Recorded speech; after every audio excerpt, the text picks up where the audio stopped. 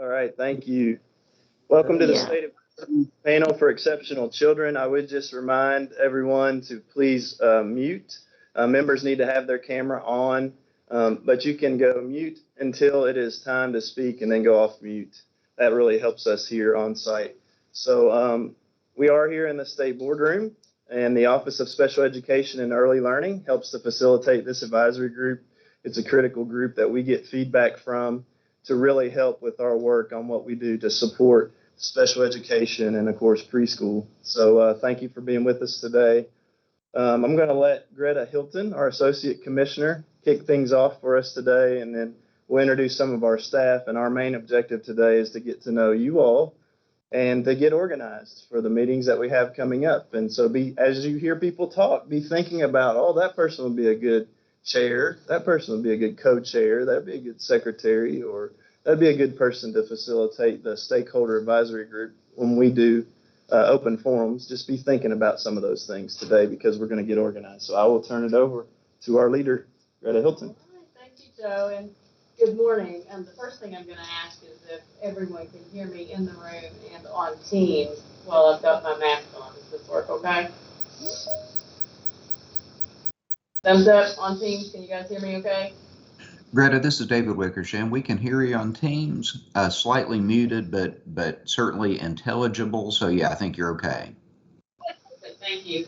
So the first thing I want to do is just say welcome to the State Advisory Panel for Exceptional Children. This is obviously our very first meeting and the very first convening of this panel, and we are excited to get started.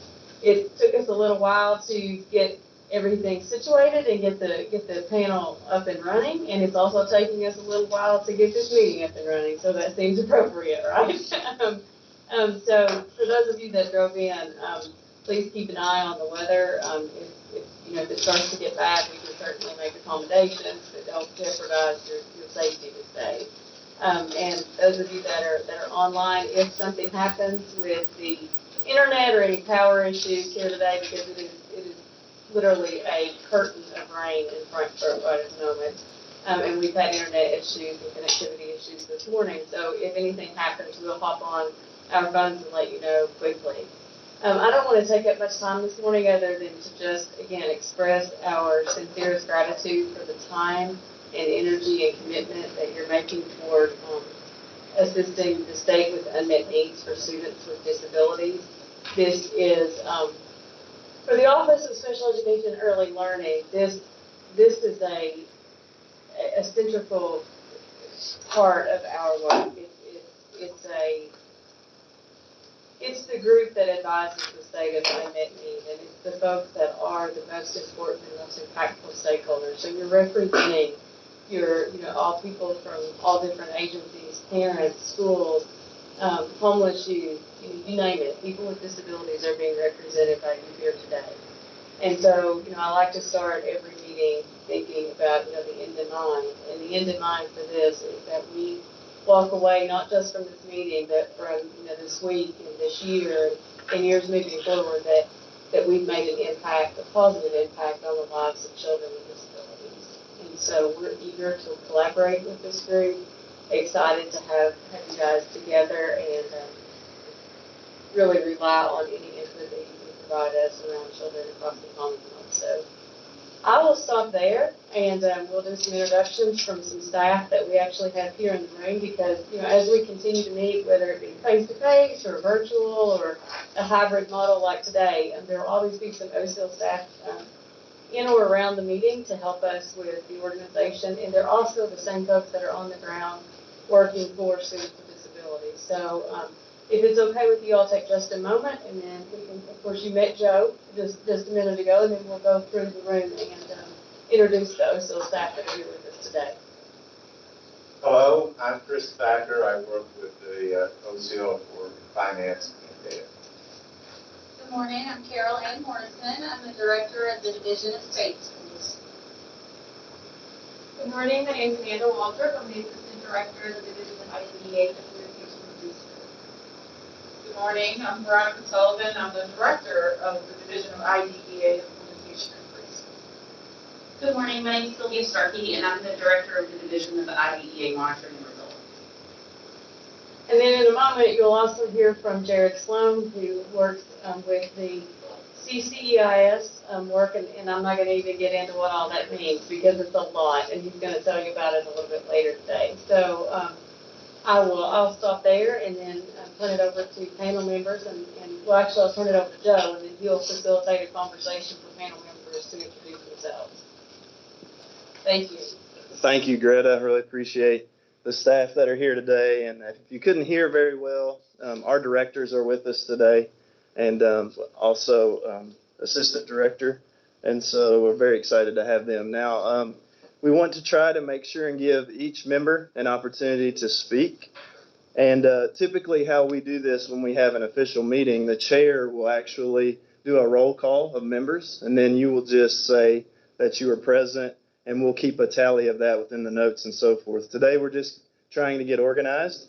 So I will actually read down through the list of members, and you can just say here, and I would like you to tell us a little bit about yourself so that we can get to know everyone. And just keep in mind, I created a folder in a Google Drive and sent you all of the materials for today's meeting.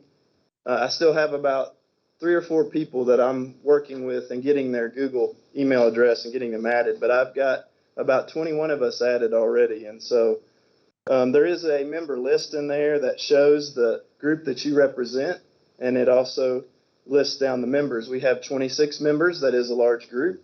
And so we'll just start at top of the list, and we'll go down through. I will mention your name, and then just if you're here, if you're present, and then just unmute your mic, or if you're on site, we'll just hear a little bit about you. So we're going to start first with Parent Representative Tracy Brewer. Hello, I'm Tracy Brewer. I have a daughter, Emily, who has Down syndrome. I'm also the Executive Director of the Down Syndrome Association of Central Kentucky, and I'm really excited to serve on this council. Thank you, Tracy. Parent Representative Tanika East, Dr. East. All right, Parent Representative Emily Fox.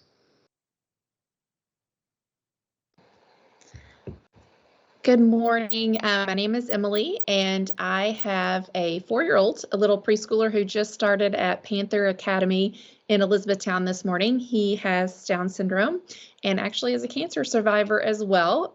Big surprise. We have 2 daughters who are also in school at E-Town Independent Schools. Thank you, Emily. Parent Representative Kent Kelsh.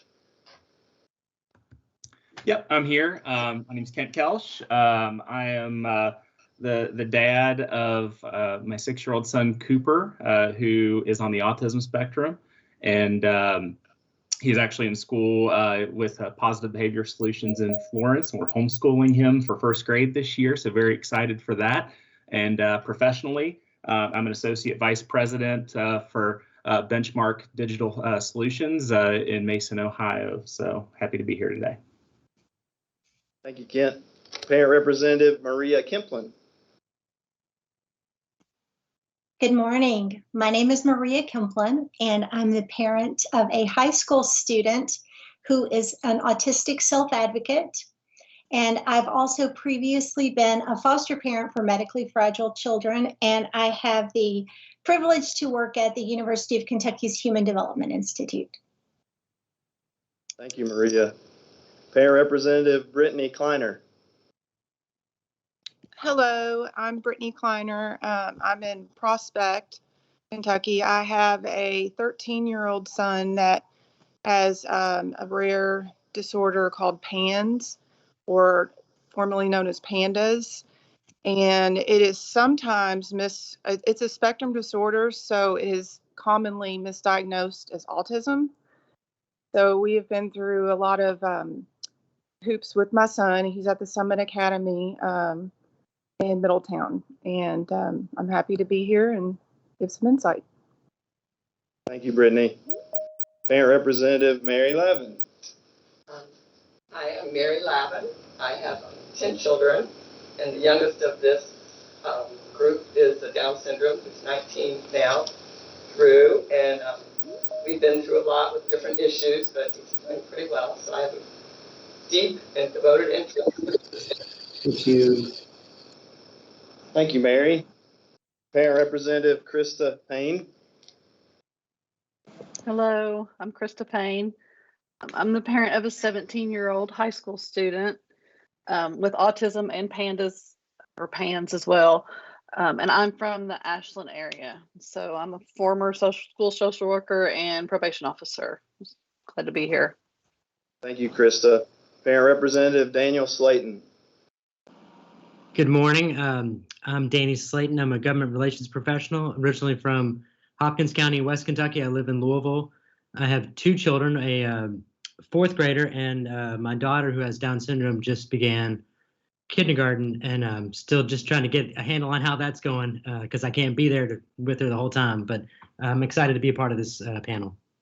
Thank you, Danny. And representing individuals with disabilities, Ashley Barlow.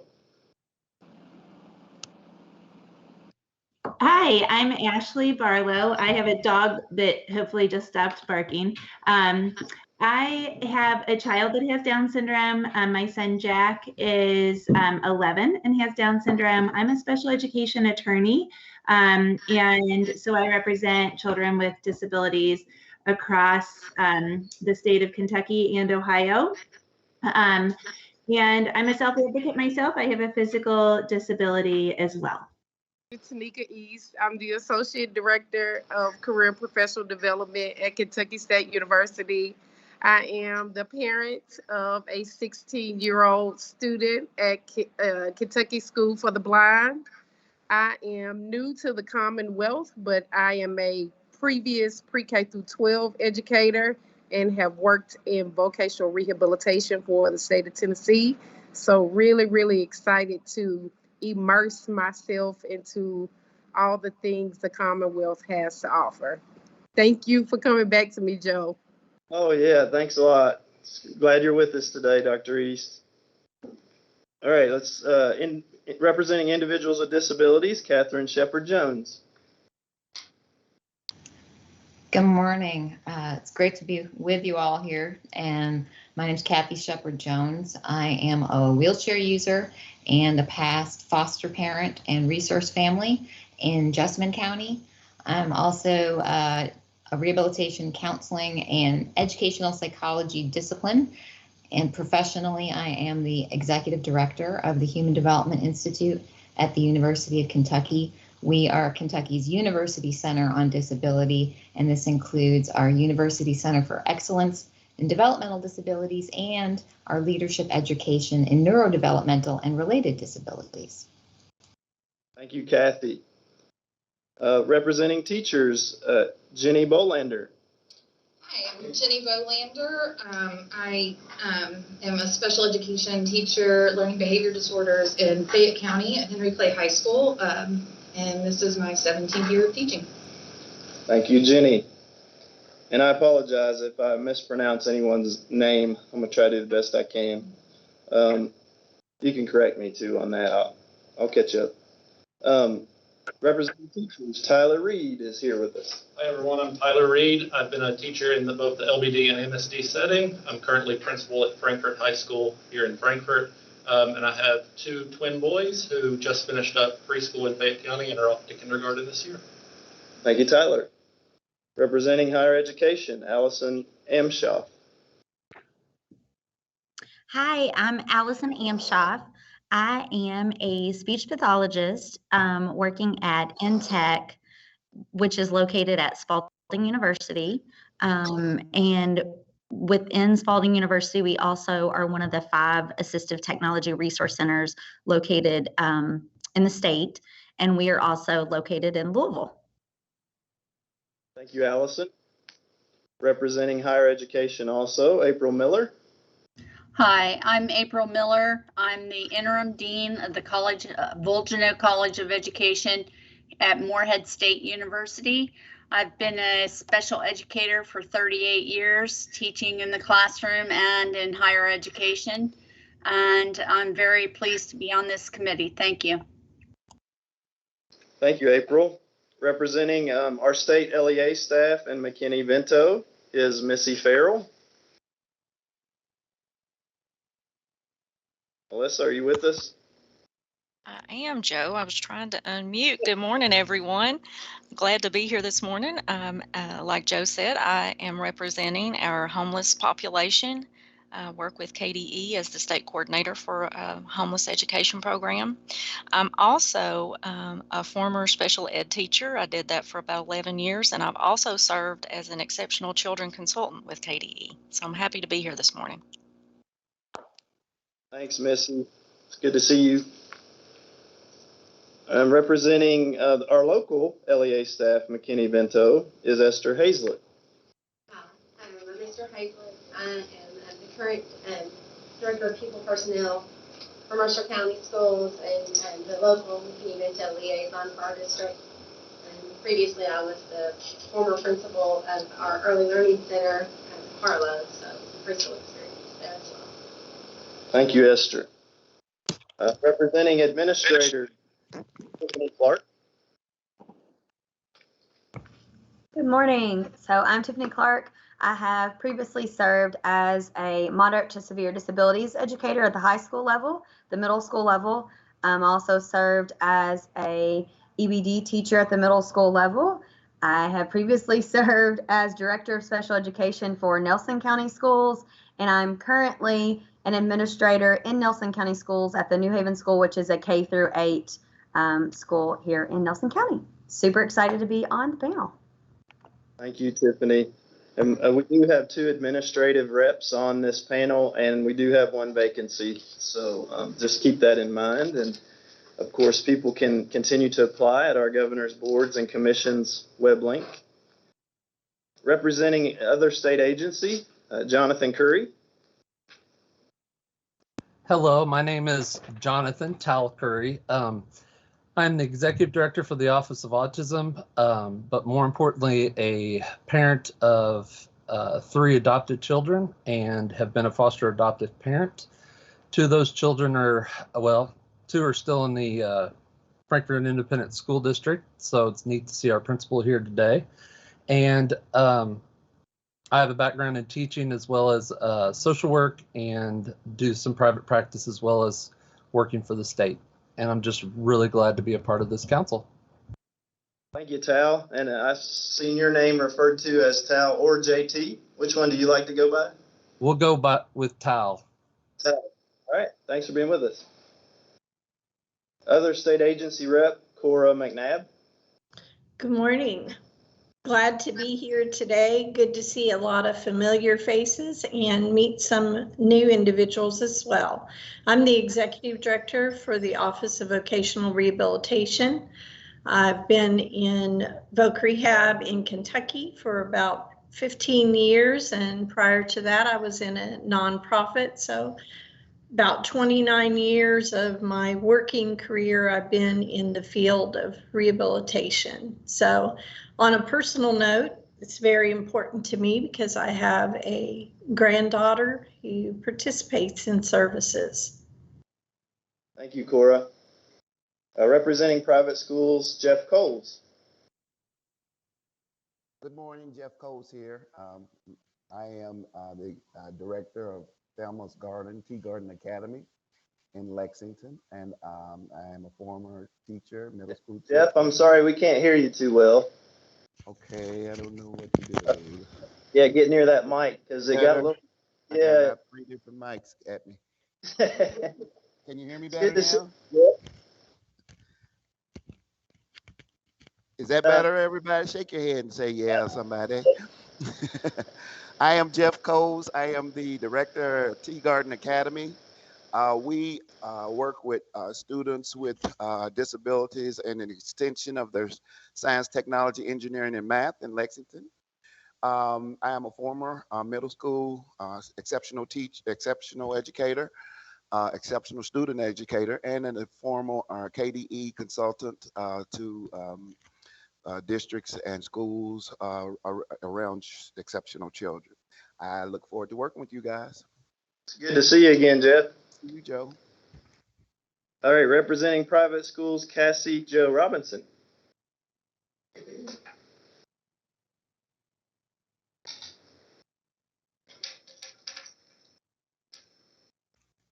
All right. Representing Vocational, Community, or Business Transition Services, Brian Laval. He's on site with us. Yes, my name is Brian Laval. I serve as the Assistant Superintendent for Compliance and Workforce Development with Union County Schools. Like many of you, I am a foster adopted parent of 5 children with disabilities, 3 of which are still in school. And I also work with our local Job Corps, which is a vocational training center that places some children with disabilities into work, transition to work. Very happy to have been appointed again to this group.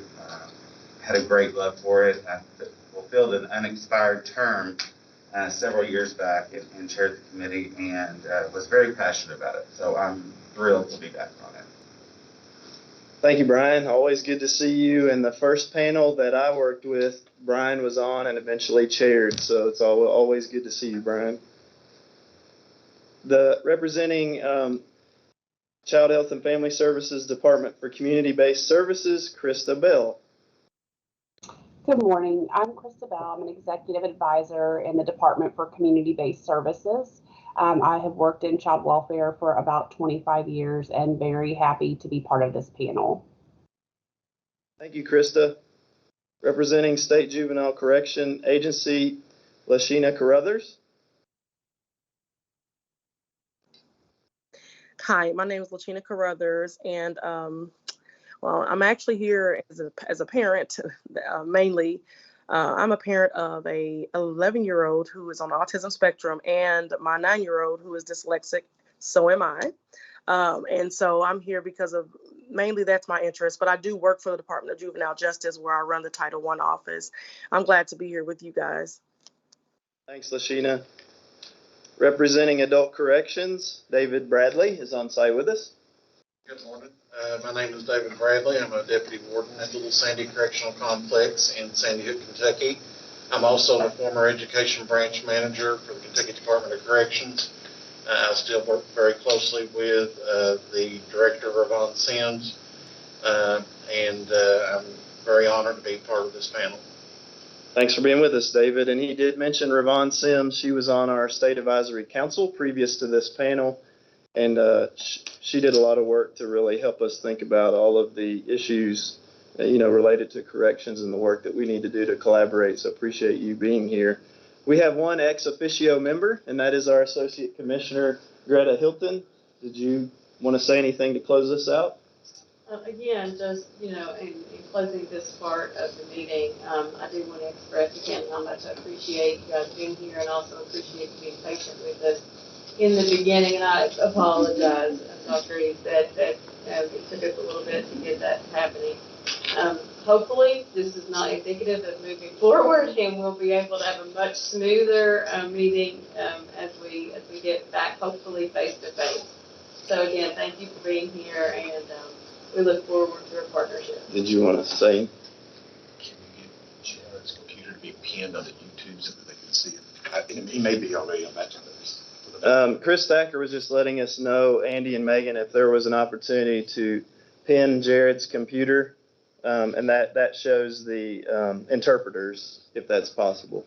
And so I, again, would like to also agree with Greta about having the members with us. One thing that I've learned in the 2 panels that I've worked with is this is such an amazing and thoughtful group of folks. And so by the end, it usually takes us a couple of years to get rolling, but by the end, it's like family. And then we have to shuffle around and it's a whole new group again. But I was talking with folks and saying it's a new opportunity to get to know some new folks, to get some new perspective on the group. And so I'm just very thankful for such an amazing group. Just hearing the background of each of you is just so amazing. So I'm looking forward to having us all on site together. We typically have these meetings at state parks, and we try to travel and have a day-and-a-half meeting and have an open forum where we invite the public to participate and give feedback.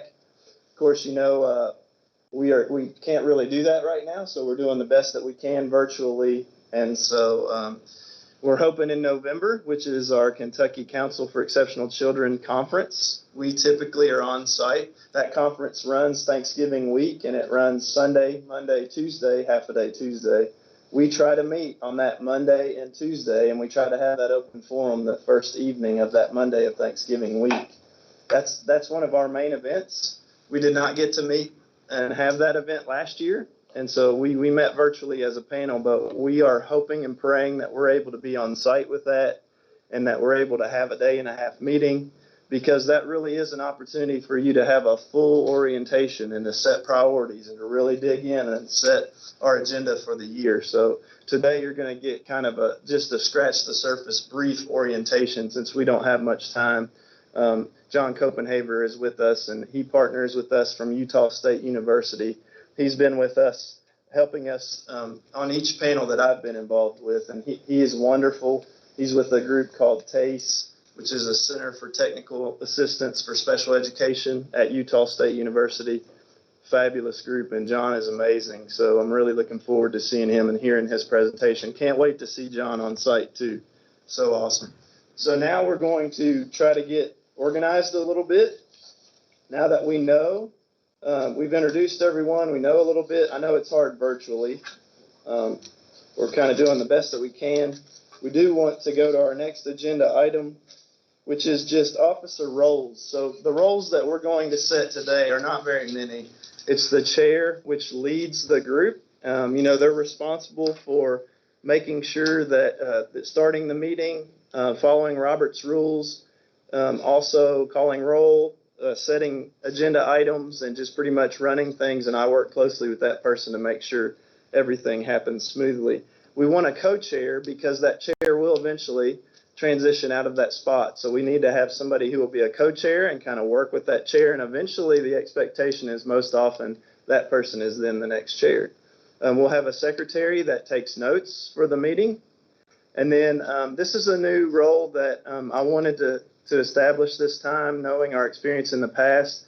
I would like somebody to lead the stakeholder engagement part of this and be responsible for setting the open forums. We typically do that, but it's something that I would like the panel to kind of, run with how you would like to see it. We can help for flyers and information and so forth. But I really would like one person who would say, I'm going to be the person about how we do these open forums, and then you can work with me on how we do that, of course. But you're the person that thinks about stakeholder engagement. Is there any role that I left out? Chair, co-chair, secretary, stakeholder engagement lead. Does that get us started? All right, so would anybody like to volunteer? We'll start with volunteering. If nobody volunteers, then we'll say you got to nominate somebody. Would anybody like to volunteer to be the chair of this group? It's a big job, but a lot of capable individuals.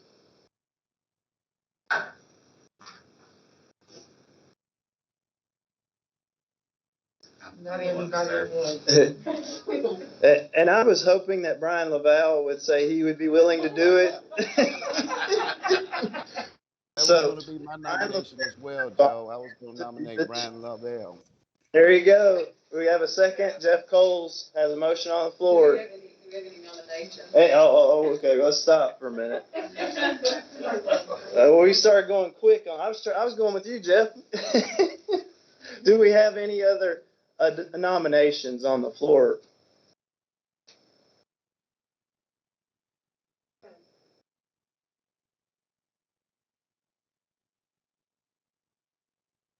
Madam Chair, I move that we close nominations from the floor. All right. Dr. East recommends we close nominations, and Brian Laval is the chair of the State Advisory Panel for Exceptional Children. My honor. Thank you. Congratulations, Brian. Awesome. I'm so glad. I was hoping that would work that way. All right. So a volunteer for co-chair with Brian. I'll co-chair. Dr. East has volunteered to co-chair. Any other nominations?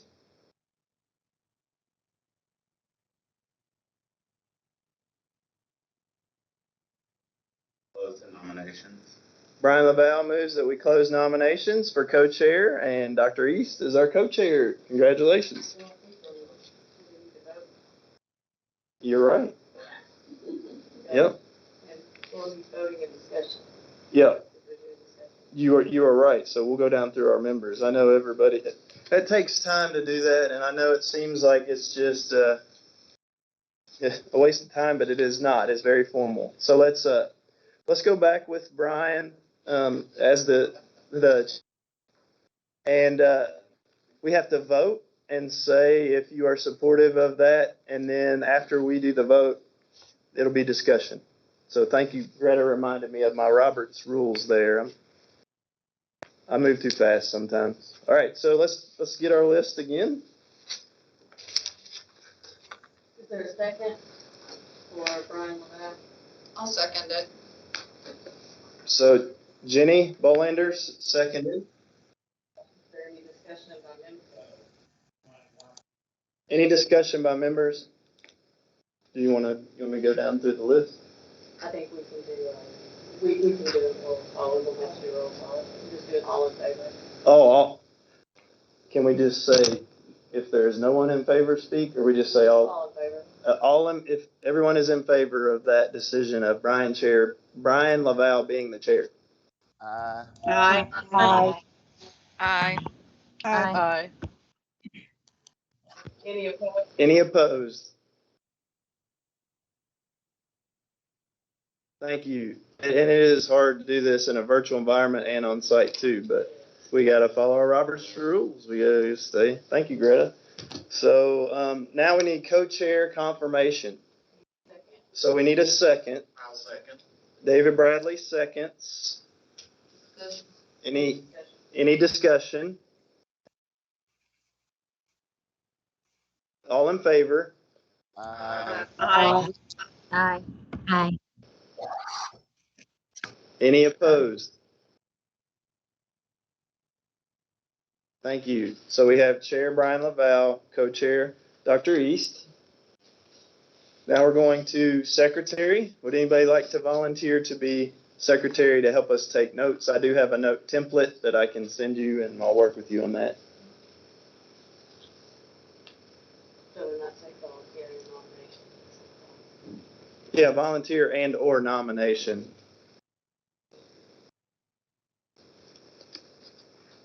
I know, don't all jump at once on that one. It's not a fun one, it's a lot of work, I know. I'm sorry.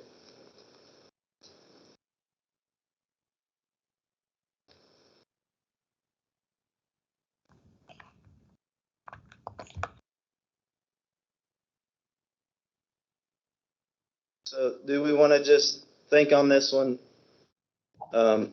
It would be nice to have somebody for the next meeting in November. I would be happy to, but I don't have my computer with me today, so. Yeah. I can help you out. Perfect. Jenny Bolander has volunteered. So I was going to nominate Jenny for the other role. I think that the person who writes and records the minutes as a way of narrating might be someone who can't hear you very well, Jeff. I'm sorry, but you were saying you wanted Jenny to do something else. Yeah, the other role, and what I'm thinking is that whoever is going to be in the secretary role or the should be somebody who is, who may have been on the council before, so that because they're familiar with more of the information and terminology and that kind of thing. Okay. So that should narrow. Yeah. So let's leave that, we can put that on for discussion. Because we have a nomination on the floor. Okay. Do we have any more? Any other nominations? We do have a nomination for Jenny Bolander for secretary. She volunteered, and it's up for discussion. Or anybody? We closed the nomination process. So Brian Lavelle moved that we close the nomination process, and Dr. East seconded. So, any opposed or everybody in favor or discussion prior? Everybody, if you are in favor? Aye. Aye. Aye. Aye. Aye. Thank you. Any opposed?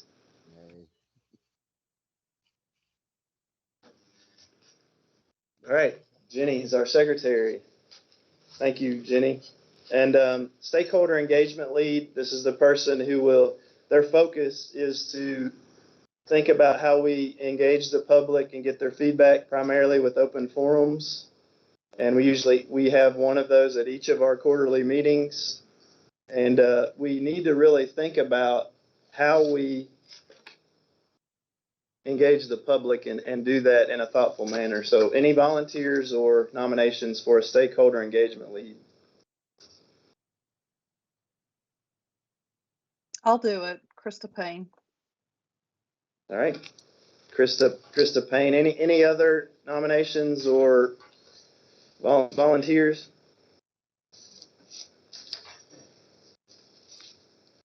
Yeah. Okay. Any motions for Christa? I'll make a motion. David Bradley makes a motion for Christa to be the stakeholder engagement lead. Need a second? I'll second. Esther Hazlett seconded. I moved to close nominations on the floor. Dr. East moved that we close nominations. Any discussion?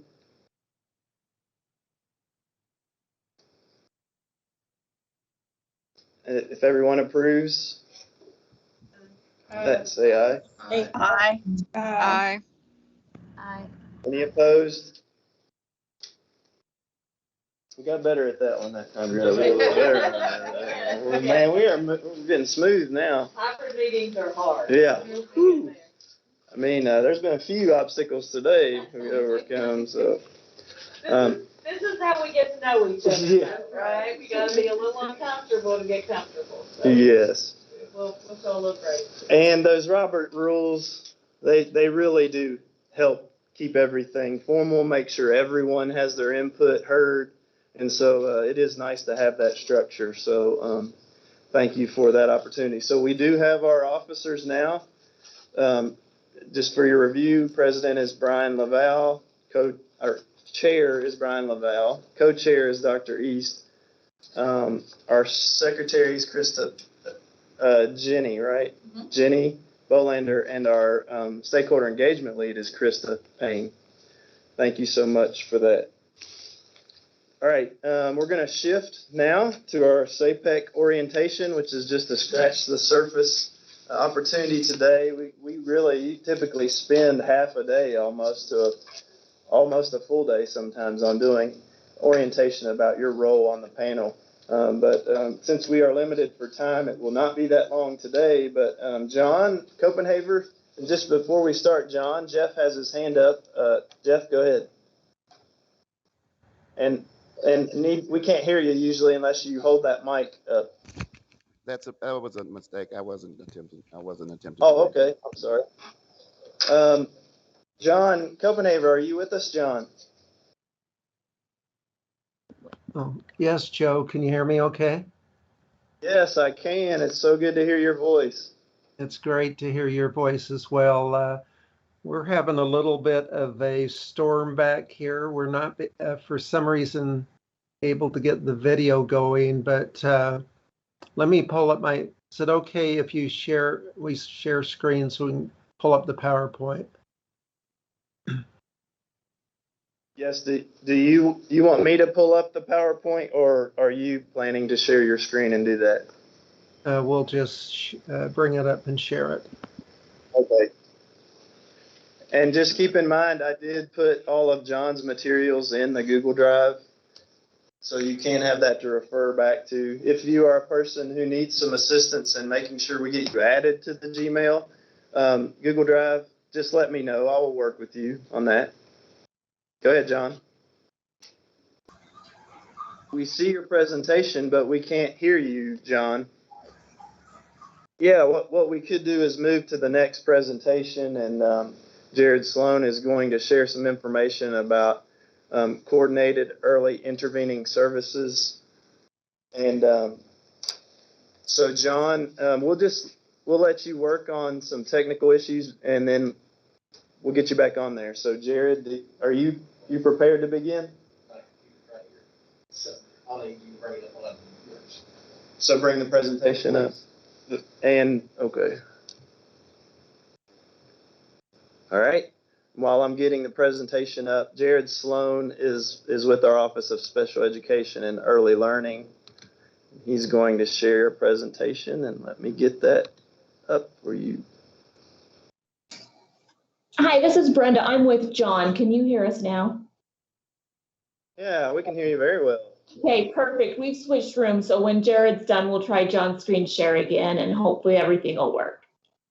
Perfect. Thanks for being patient with us, and no worries. I'm glad we can hear you okay. Perfect. Thank you. We can go with Jared, and then after Jared's done, then we'll have John share information. Alrighty, so I'm hoping the camera automatically turns around here so that everyone can hear, and I'll try to enunciate fairly loudly so that everybody, both online and here in the room, can hear. So one of the things that has to be done each year is there has to be a report made to the state advisory panel on comprehensive coordinated early intervening services and what has happened with that program this past year. For those of you all who don't know me, I'm Jared Sloan, and I am with the Office of Special Education and Early Learning, and I oversee the coordinated early intervening services, as well as comprehensive coordinated early intervening services. So, believe it or not, they're actually two separate things, and one is voluntary, one is mandatory. We'll talk about that more here in just a moment. So, Jim. So to start us out, and let me tell you all, significant disproportionality can be a very complicated thing. So what I've done is I've tried to break this down to some laws, regulations, and just the basics. Obviously, if you all have additional questions, I'll be available here at the end. And we can also, you can contact me at any time and ask questions as far as that's concerned. So 20 U.S.C.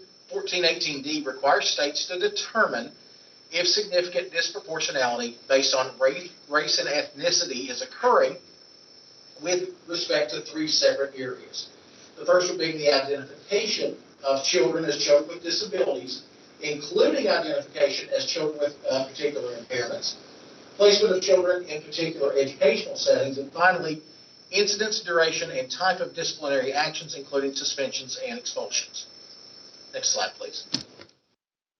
So when we look at this, we look at 9 separate racial and ethnic groups.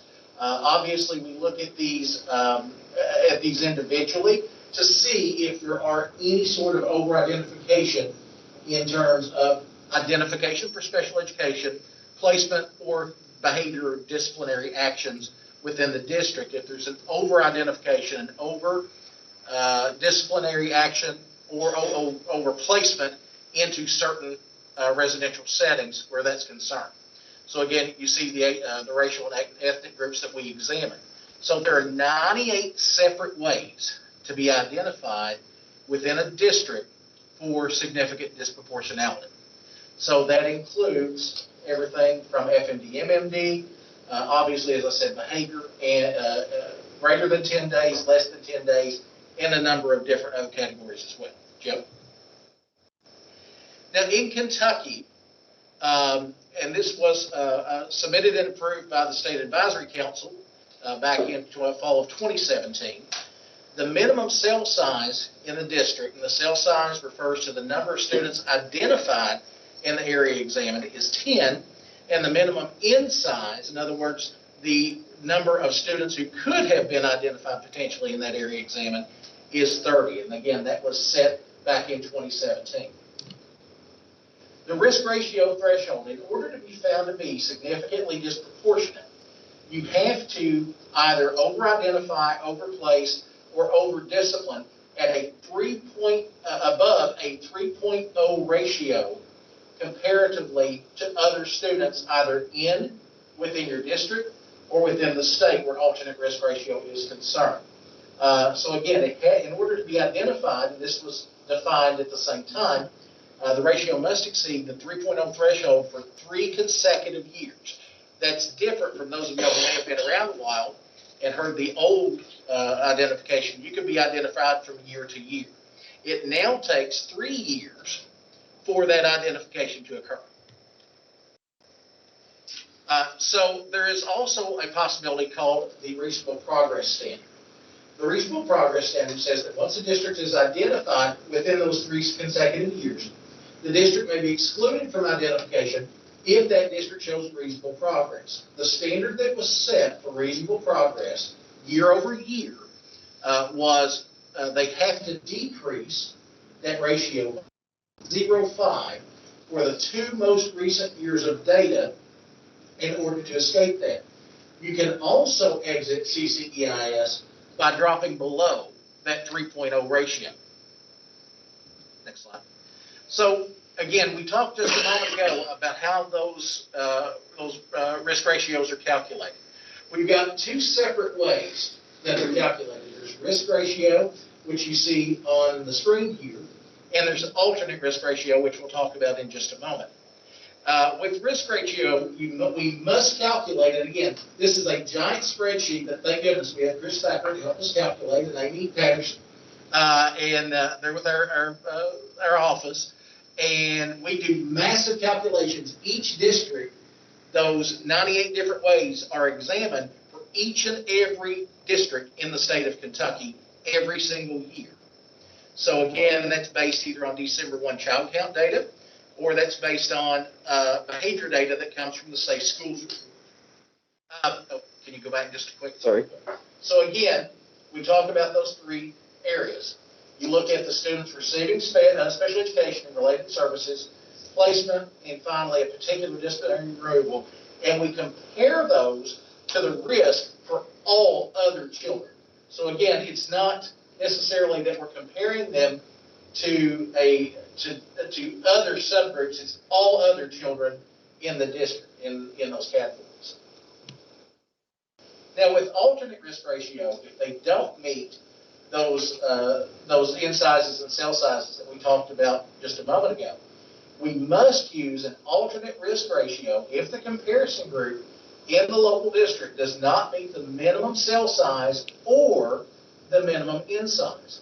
When that happens, we take that district level data, which is taken from what you see there, the number of children from the racial or ethnic group in the disability category, divided by the number of enrolled children from that category or group in the district. And then we compare that, we divide that by state level data. So again, if you're in a district that has largely a homogeneous population, let's say that the majority of your enrolled students are white, they're black, they're Asian, what have you, then you get compared to the state data if you don't have enough inside your district for a comparison group.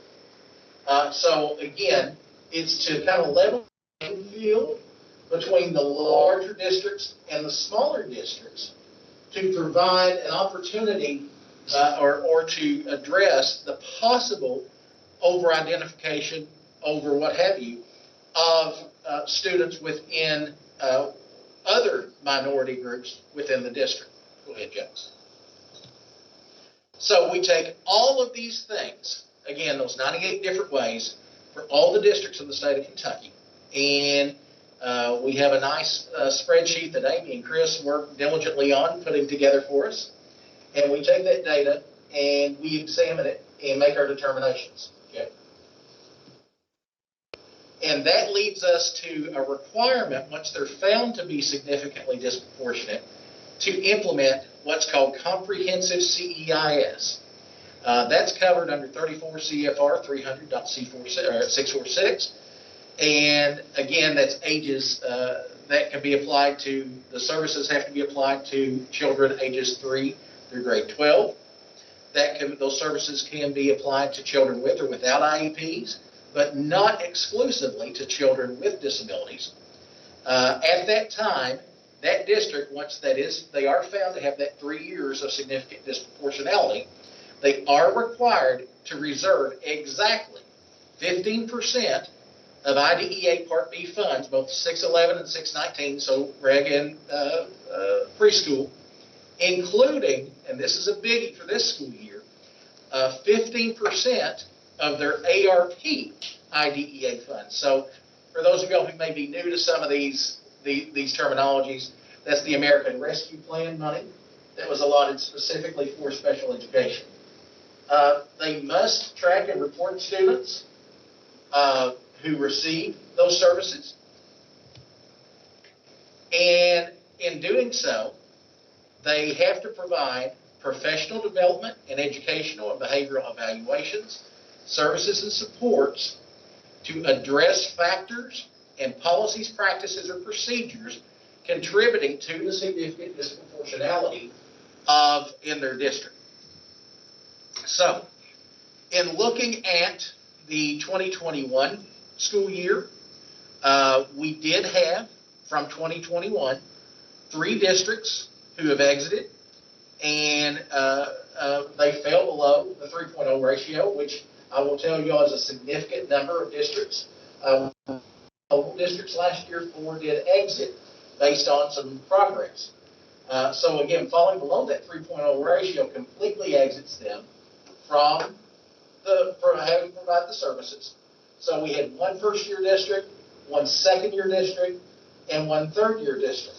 The most significant district, however, is that, again, once you fall below, once you meet that reasonable progress standard, you are able to get a temporary exit for that 1 year. We did have 1 district who was a 9-year district for identification in the state of Kentucky, who was able to exit for this year, and obviously the date will be redetermined for next year, whether they temporarily exit, whether they come back into CCEIS, or whether they exit altogether. So for the 21-22 school year, we had 12 districts identified. We had just 1 brand new district. We had 4 year 2 districts. We have 5 year 3 districts. So again, 3 years that they've been found to be significantly disproportionate, the last 3 years of data. And 1 5-year district and 1 11-year district who has 2 areas of identification. Both of the, one of those areas of identification being in behavior, 1 in identification. So again, that 1 district has been with us for quite a while. So again, and it should have said 12 districts identified for 21-22. So again, looking at the areas of identification, 9 of our districts were, actually it's 13 areas identified in 12 districts. 9 of those districts were identified with intellectual disability. Every single one of those districts identified for intellectual disability, significant disproportionality, were using alternate risk ratio. So again, they didn't meet those N sizes or the cell size, so they had to be compared to state data, every single one of those. We had 1 speech or language impairment district. It was alternate risk ratio. If you'll notice, that totals at 10 out of the 13 were identified using the alternate risk ratio standard. 2 for total removals of special education students, and 1 district was identified in an area for, or actually 1 area out of school suspension greater than 10 days. I will tell you that the same district was identified for both total removal and out of school suspension greater than 10 days. All of the total removals and out of school suspensions were for Black students. All of the intellectual disabilities and speech or language impairments were for white students. So that's an interesting thing to take a look at.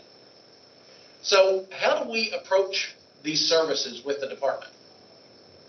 We've developed a wraparound support approach, much like a lot of our good teachers do and a lot of our good administrators do for our kids. We entered into a partnership with the Kentucky Academic and Behavioral Response to Intervention at the University of Louisville. And they are responsible for providing direct support to new or smaller districts in the plan development and improvement process. We target those districts who may, again, you're thinking about 50% of their IDEA federal dollars. So you may have District A, that's a smaller independent district with 300 students. You may have District B that has 2,000 students. So obviously that 15% is going to be a significantly more amount amount in the district with 2,000 kids than it is in the district with the 300 kids. So what we did in thinking about this is say, okay, they may only have an allotment of $11,000. It's very difficult to implement systemic change using $11,000. So the idea is, let's make it more strategic and offer them the measured supports to help them be successful in this approach, in this improvement approach. Go back just one second, Jeff. Sorry. We also partnered with our regional special educational co-ops, and I will tell you, they have been excellent in providing support. They've been in our trainings. They do provide indirect and direct support to our districts. And they are there helping these districts with their identification needs, with their over identification for behavior needs, all of those items. And finally, the IDEA Data Center, which is another one of our strategic partners at the department. And they're responsible for assisting with initial and continuing training and providing support. One of the things that I did when I took the role back over about 1.5 years ago is we began cadres, improvement cadres, and improvement PLCs. So we meet within those PLCs and do a lot of professional learning. We do a lot of support activities. And honestly, it gives those people an opportunity to compare notes and say what's working, what's not working, just like you would as a PLC in a school. So what is the overall requirement for a district who's found to be significantly disproportionate for 21-22? Each year, we hold required annual trainings for each of these districts. At this point setting here today, we've had all but one district complete their training. The one district had a few issues with COVID on the first couple of days of school, so we obviously had to roll with the punches a little bit and reschedule their training. So that's actually scheduled for next week. So when we look at the improvement process, they're required to engage with stakeholders, both inside their district and in their community, to come up with an improvement plan to address the significant disproportionality within that district. The first piece of that and the building block is IDC and does a training. We work with these folks through that training to do a success gaps rubric process where we're looking at the root cause with that success gaps rubric and the data analysis to determine what is causing this district to over-identify or over-discipline these students. So it all starts with looking at the root cause and doing it from a data-informed perspective. Secondly, they complete what's called the Cceis improvement plan. And I will tell you all, if you think that sounds familiar, it's built on the CSIP and the CDIP principle for your local districts, your comprehensive school improvement plans and your comprehensive district improvement plans. It's the same concept. We start with an overarching goal, a long-term goal, and then we build in short-term goals and activities to help us get to improvement. And along the way, there are benchmarks that we have to do, and that gets to our next piece. They also have to do what's called a strategic quarterly plan, an SQP, with quarterly reporting requirements and data analysis and implementation information. When we hold those PLCs, just like we would in school, those districts are required to bring the data with them. They complete this beforehand, including an analysis of any referrals, either entry or exit within that category in that previous quarter. They supporting evidence and activities, whether that be for professional development, whether that be for programs that they may have used to help address that deficiency. And they also do something, if you notice, the key point was the policies, practices, and procedures have to be addressed. They also complete something called the Policies, Practices, and Procedures Review Matrix. So they look at any policies, practices, and procedures that push on the over-identification or the behavioral issues that might lead to that district over-identifying those students and contributes to the significant disproportionality. So it's really a multi-pronged approach that they use to look at the problem. It all starts with the root cause. We build into the improvement plan. We have the strategic quarterly plan where we're giving account on what we've done, how we've done, and what our data say in the previous quarter. And finally, we're looking at our policies, practices, and procedures to make sure that our guides, number one, are not only written appropriately, but they're followed and communicated correctly. So it's really a comprehensive approach. Then we have those wraparound services from Kentucky Avery for our smaller districts, our IDC partners, and our co-op partners to help really try to build a culture, a climate culture of improvement and mitigation of that issue within that district. And then finally, the most important part, as I said, they have to take that 15%.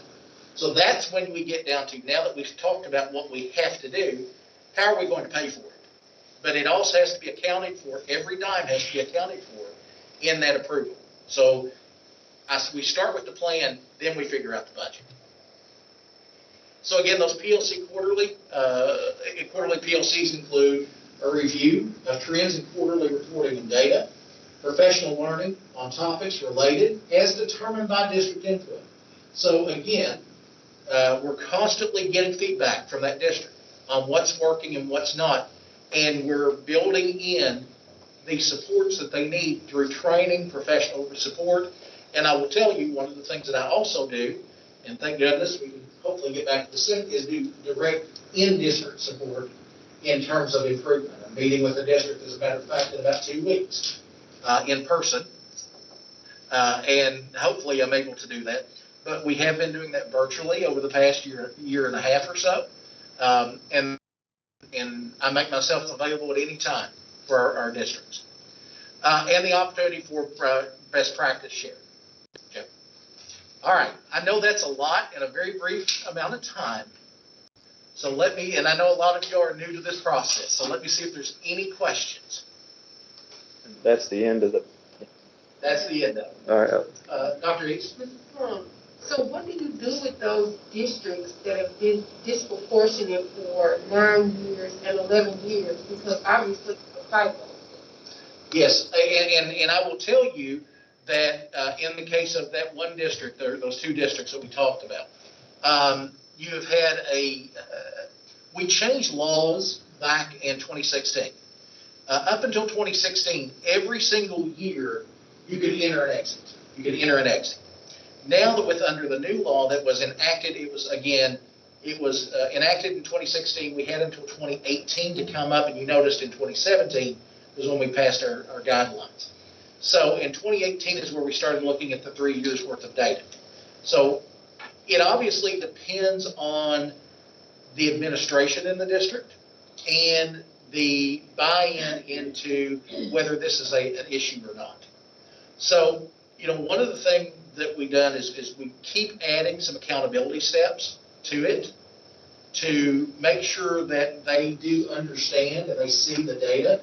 As far as what I did specifically with those districts this year, is I wanted to turn more to a data perspective, and we literally spent our entire training, 75% of that day's training, just looking at the data and saying, this is the nitty-gritty.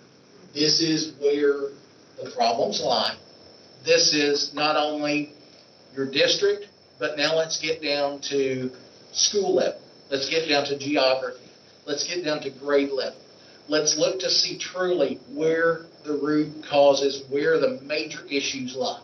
So again, it's that mixture of accountability and education to really try to hammer home to say, this is an issue and a serious issue within your district. Thank you for your question. That was a great question. All right, go ahead, Jeff.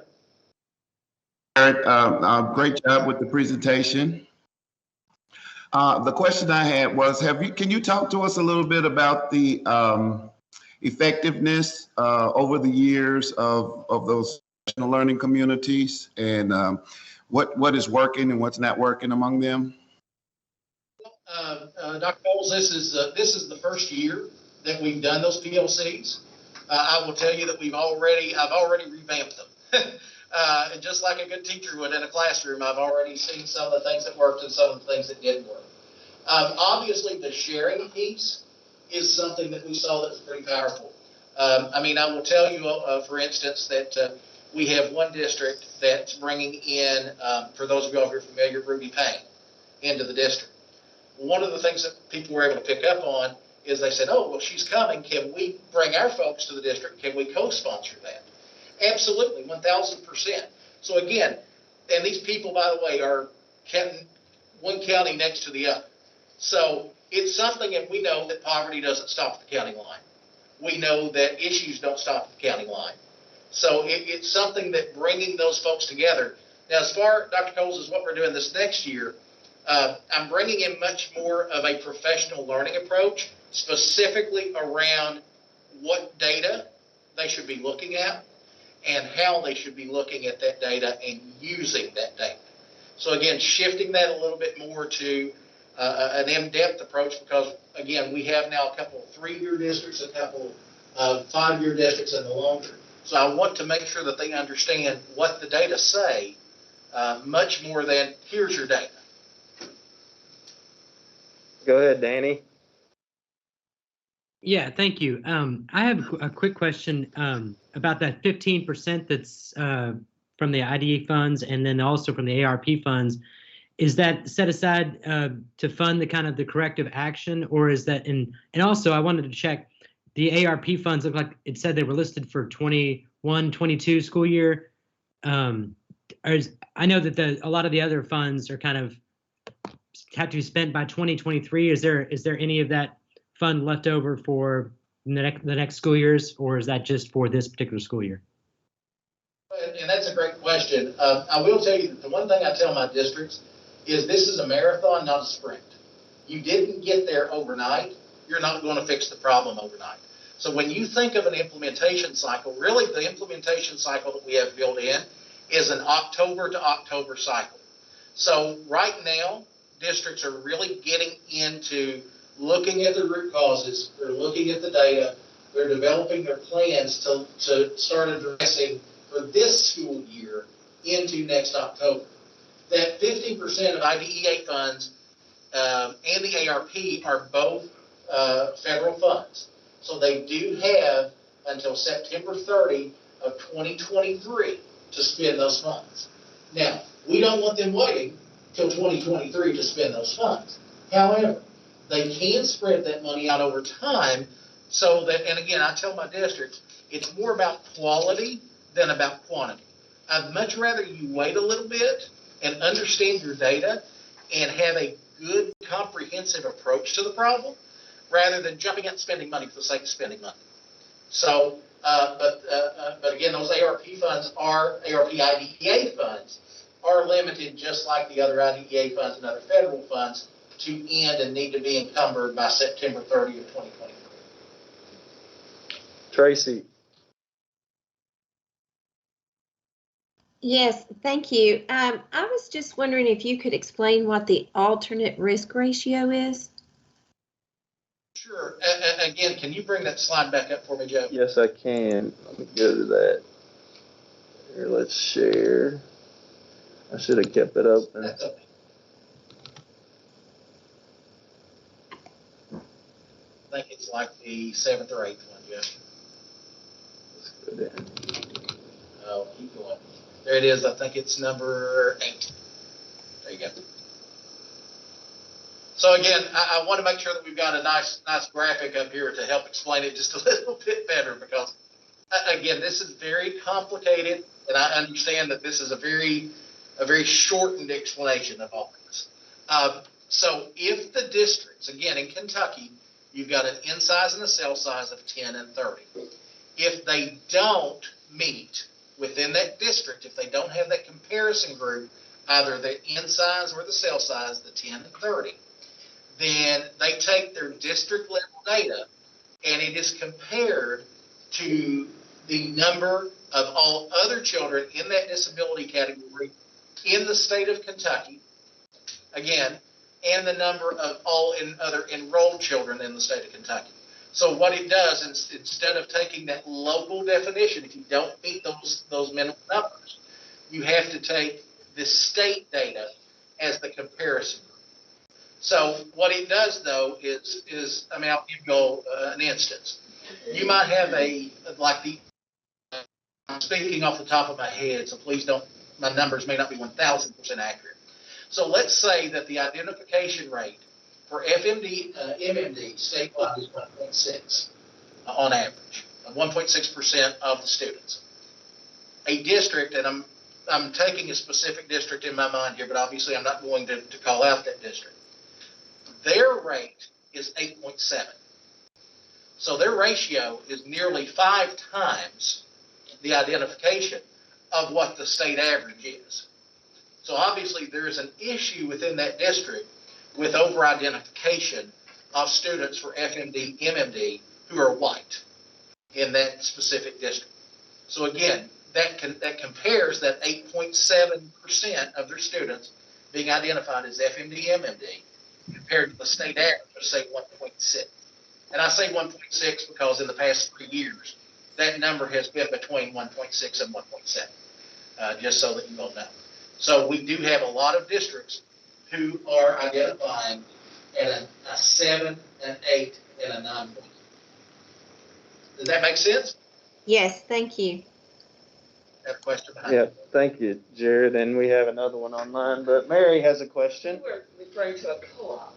What constitutes a co-op? I know it in the homeschooling sense, but as far as what you were referring to. So we do have local special education cooperatives that are funded by the department, by OCEL.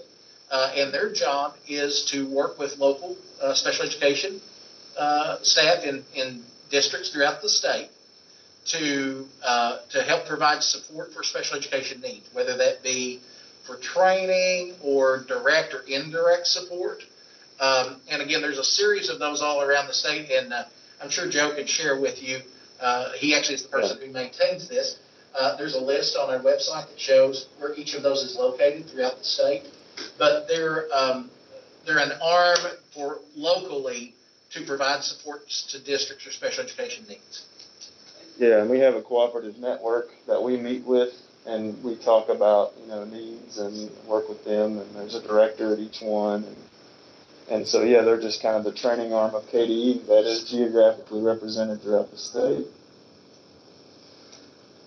Ashley. This might be a more big picture question. So I am okay if you pass. But my question is, I know that districts now have a timeline during which they need to implement a DEI committee or some kind of committee that addresses diversity, equity, and inclusion within the district. Will there be any overlap for these identified districts where their DEI initiative or strategic plan will have to address their disproportionality? Given that this is a federal special education law, obviously we would want this to be discussed as part of that DEI initiative within the district itself. However, it's not required anywhere by that law. However, if you have an issue with disproportionality in general, this is specific to special education students. So where DEI is more global and it's to all students within the district, this is specific to identification categories, behavior, either over discipline or what have you. So again, these are some very specific sets of data that come out that regulate, that require that district by that federal law to be subject to this correction in order to address these issues. Well, the reason I was asking, just to follow up, is because I've seen some districts that are starting on their DEI initiatives and some that have really taken a pretty deep dive. And it seems like people with disabilities are, I don't want to say overlooked, but aren't getting the attention that other marginalized groups are getting. And so I thought that it might be a good opportunity to kind of draw those two things together also. But I see what you're saying. Absolutely. And obviously, as I said, we would hope that the idea would be that this would be part of that conversation. because I think it's definitely something. It's a pretty comprehensive set of requirements that these districts are having to go through when they're found to be significantly disproportionate. But it's because there are 3 years of data or more that are getting them identified for that. So obviously, by that time, it's a very systemic issue within that district. That's a good connection. Go ahead, Jeff. Just a quick question, Jared. I know that we are geared to identifying disproportionality, on a yearly basis. We look at where the districts are and the schools are. But my question is there a way, would it be too labor intensive to identify those districts or schools that are not quite demonstrating disproportionality, but are getting close so that their support can be proactive rather than reactive? Well, and obviously there are some elements, and this is not something I want to necessarily get into within the indicators that do address those specifically. And obviously that's something that we do in identification of the district using the data for the indicators that does address those and serve as an early warning system of sorts for the significant disproportionality. All right, any other questions? Oh yeah, Tyler. Being from a small district, I'm kind of familiar with the alternate risk ratio, and you may have answered it just when you went over the 3-year thing, but is there any concern that all of those identification groups for intellectual disabilities are identified using that alternate risk and the equitability of those two measures? It's actually equitable in terms of the data used, because if we were just saying, it's trying to compare them to that state rate so that you do have multiple types of districts counted into that data. I will tell you that when you look at the data as a whole, it does take, that's one of the reasons that floor was set at a ratio of 3.0, of greater than 3.0, because obviously you can have a 2 times ratio, and 1 or 2 or 3 students within a smaller district can cause those numbers to jump pretty quickly in a significant manner. So that was one of the reasons the decision was made, looking obviously at nationally what everyone else was doing too, to set that ratio at 3.0 so that there wasn't necessarily that thing where 2 or 3 or 4 kids could set that disproportionate for a smaller district. But that was actually calculated into the overall risk ratio. Any other questions?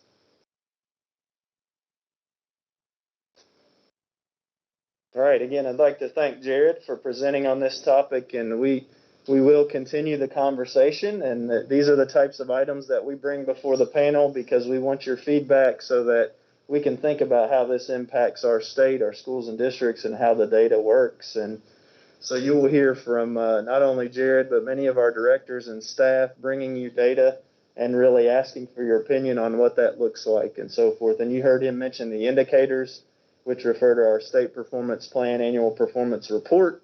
And it really is one of the backbones of the work that we do. And so just be researching some of that. So thank you, Jared. Thank you. We will transition to John Copenhaver now. John, I hope your sound and presentation is okay. Oh, I'm sorry.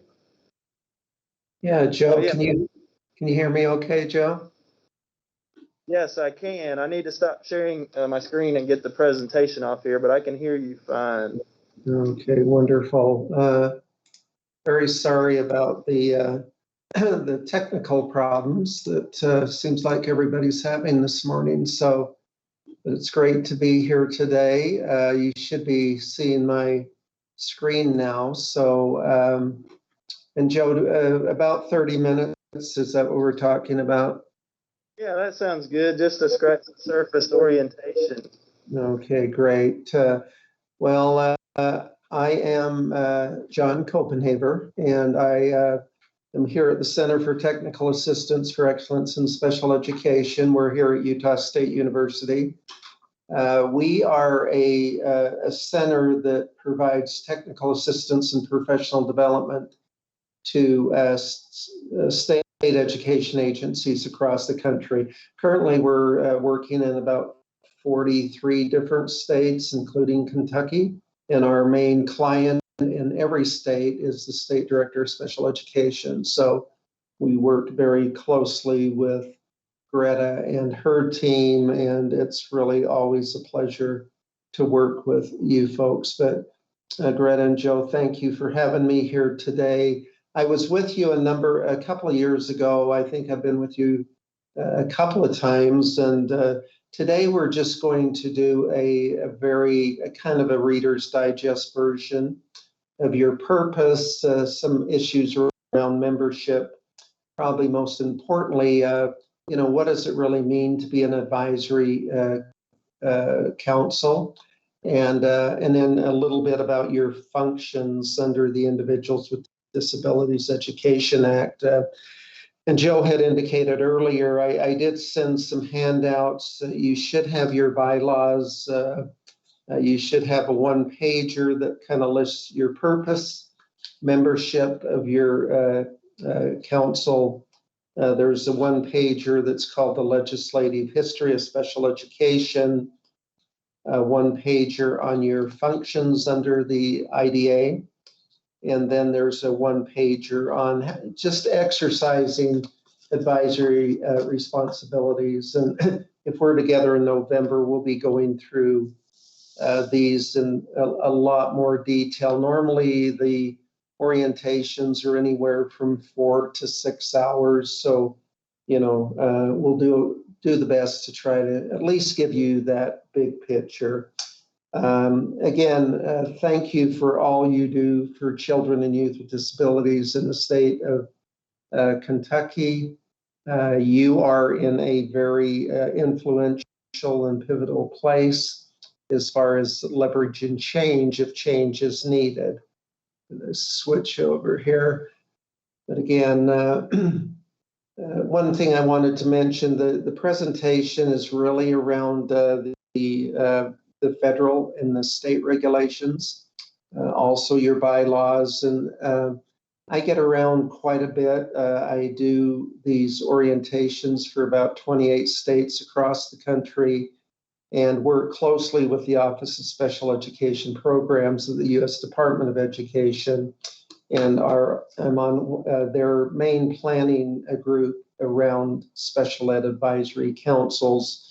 We do webinars quarterly, and we'll give you more information if you want to join in on some of those webinars later down the road. Not an attorney, so if any legal issues come up, we'll turn that back to Greta and Joe and your legal counsel.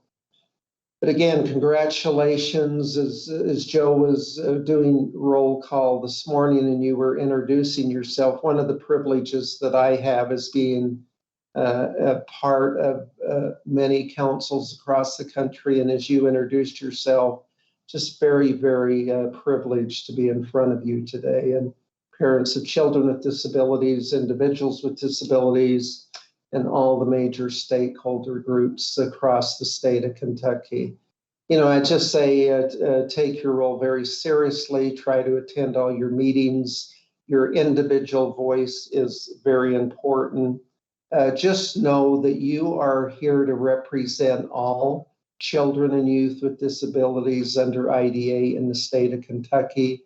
So you parents of children with disabilities, obviously, your child is critical and your child is part of that big picture.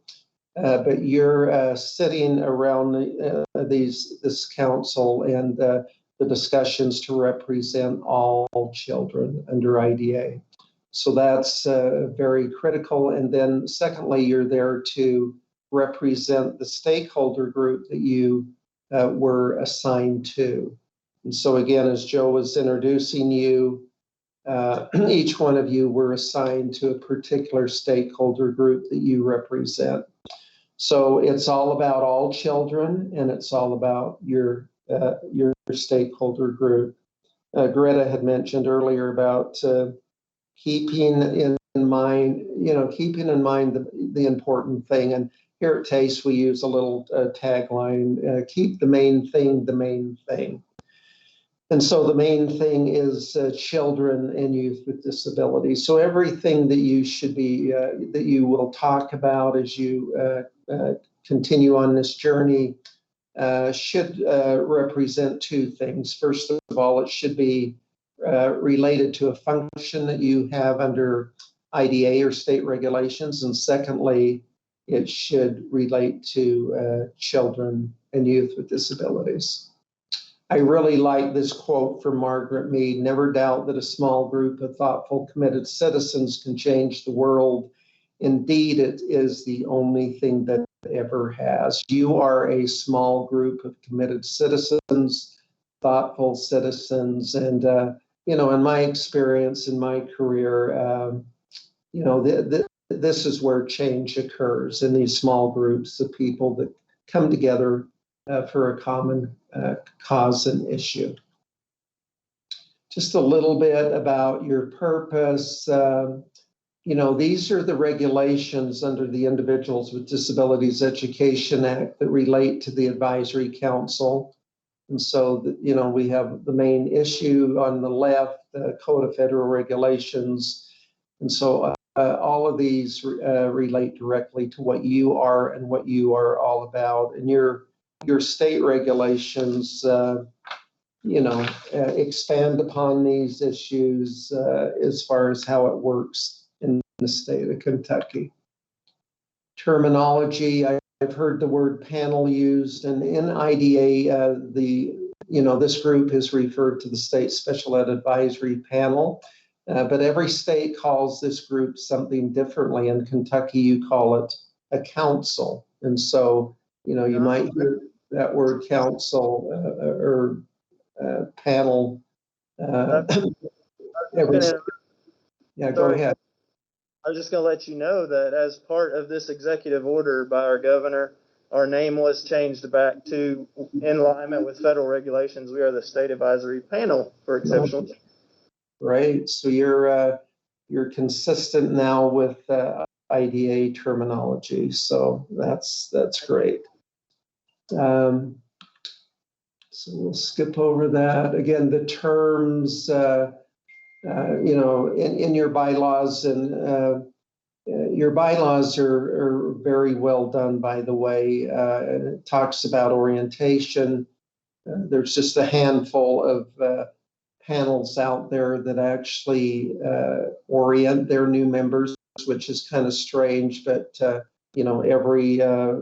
every year that your group is oriented to your purpose, functions, and membership issues. So again, under IDA, the purpose of the panel is providing policy guidance with respect to special education and related services for children with disabilities in the state. Probably the key word there is guidance. So your responsibility is to guide, to recommend, to advise. And we'll talk a little bit more about advisory here in just a few minutes. Kentucky, again, if you look at your bylaws, your purpose is exactly what it's stated in IDA. I don't want to spend a lot of time here if we're together again in November, but I really, and I believe you have this as a handout, but this is just the legislative history of special education as it pertains to the laws that have been passed. I think it's really important that the council have a background on the history of special education. And all of those issues on the right side of this slide are topics that advisory panels discussed during different periods of the history of special education. And as you know, at the very beginning, we had the Education of All Handicapped Children's Act that was passed in the mid-70s. And that was the discussion for panels at that time was around physical access, procedural safeguards. Section 504 was passed about that same time. And then as we moved up into the 80s and the 90s, it was more about a free, appropriate public education, the IEP, least restrictive environment. In 1986, Part H surfaced, and that's the birth to 2-year-olds. And then later that was changed to Part C in 1997. And if we go, to the pink little slide or box at the top, Public Law 108-446, that was the last time that IDA was changed or reauthorized. That occurred in 2004. And so it's been about 17 years since we've had a reauthorization. We're not hearing anything right now that is going to happen, but it could happen in the next few years. And then the Green Elementary Secondary Education Act, that's the original law. If you look down at the bottom, that was the original law passed in 1965 that became the foundation for every other, all the other laws that passed. But as I get into other panel meetings, the conversations have somewhat shifted to accountability issues, results issues. As you know, in 2004, we had the state performance plan and the annual performance report that shifted somewhat to results and accountability, even though we know that compliance is critical. Membership, don't want to spend a lot of time on this because really, as you went through your roll call, a lot of this was addressed. But if you look in the, again, the IDA 300-168B, the membership of the panel must consist of members appointed by the governor or any other official authorized under state law to make these appointments. So in some states, that is delegated to other officials in state government. Joe, does the governor still do this in Kentucky? Yes, that's correct. Okay. So every state's a little different that way. If you look again in IDA, these are the required membership categories. I bolded out those areas that were added in 2004. And so we had parents of children with disabilities. They added that your child needs to be between the birth through 26.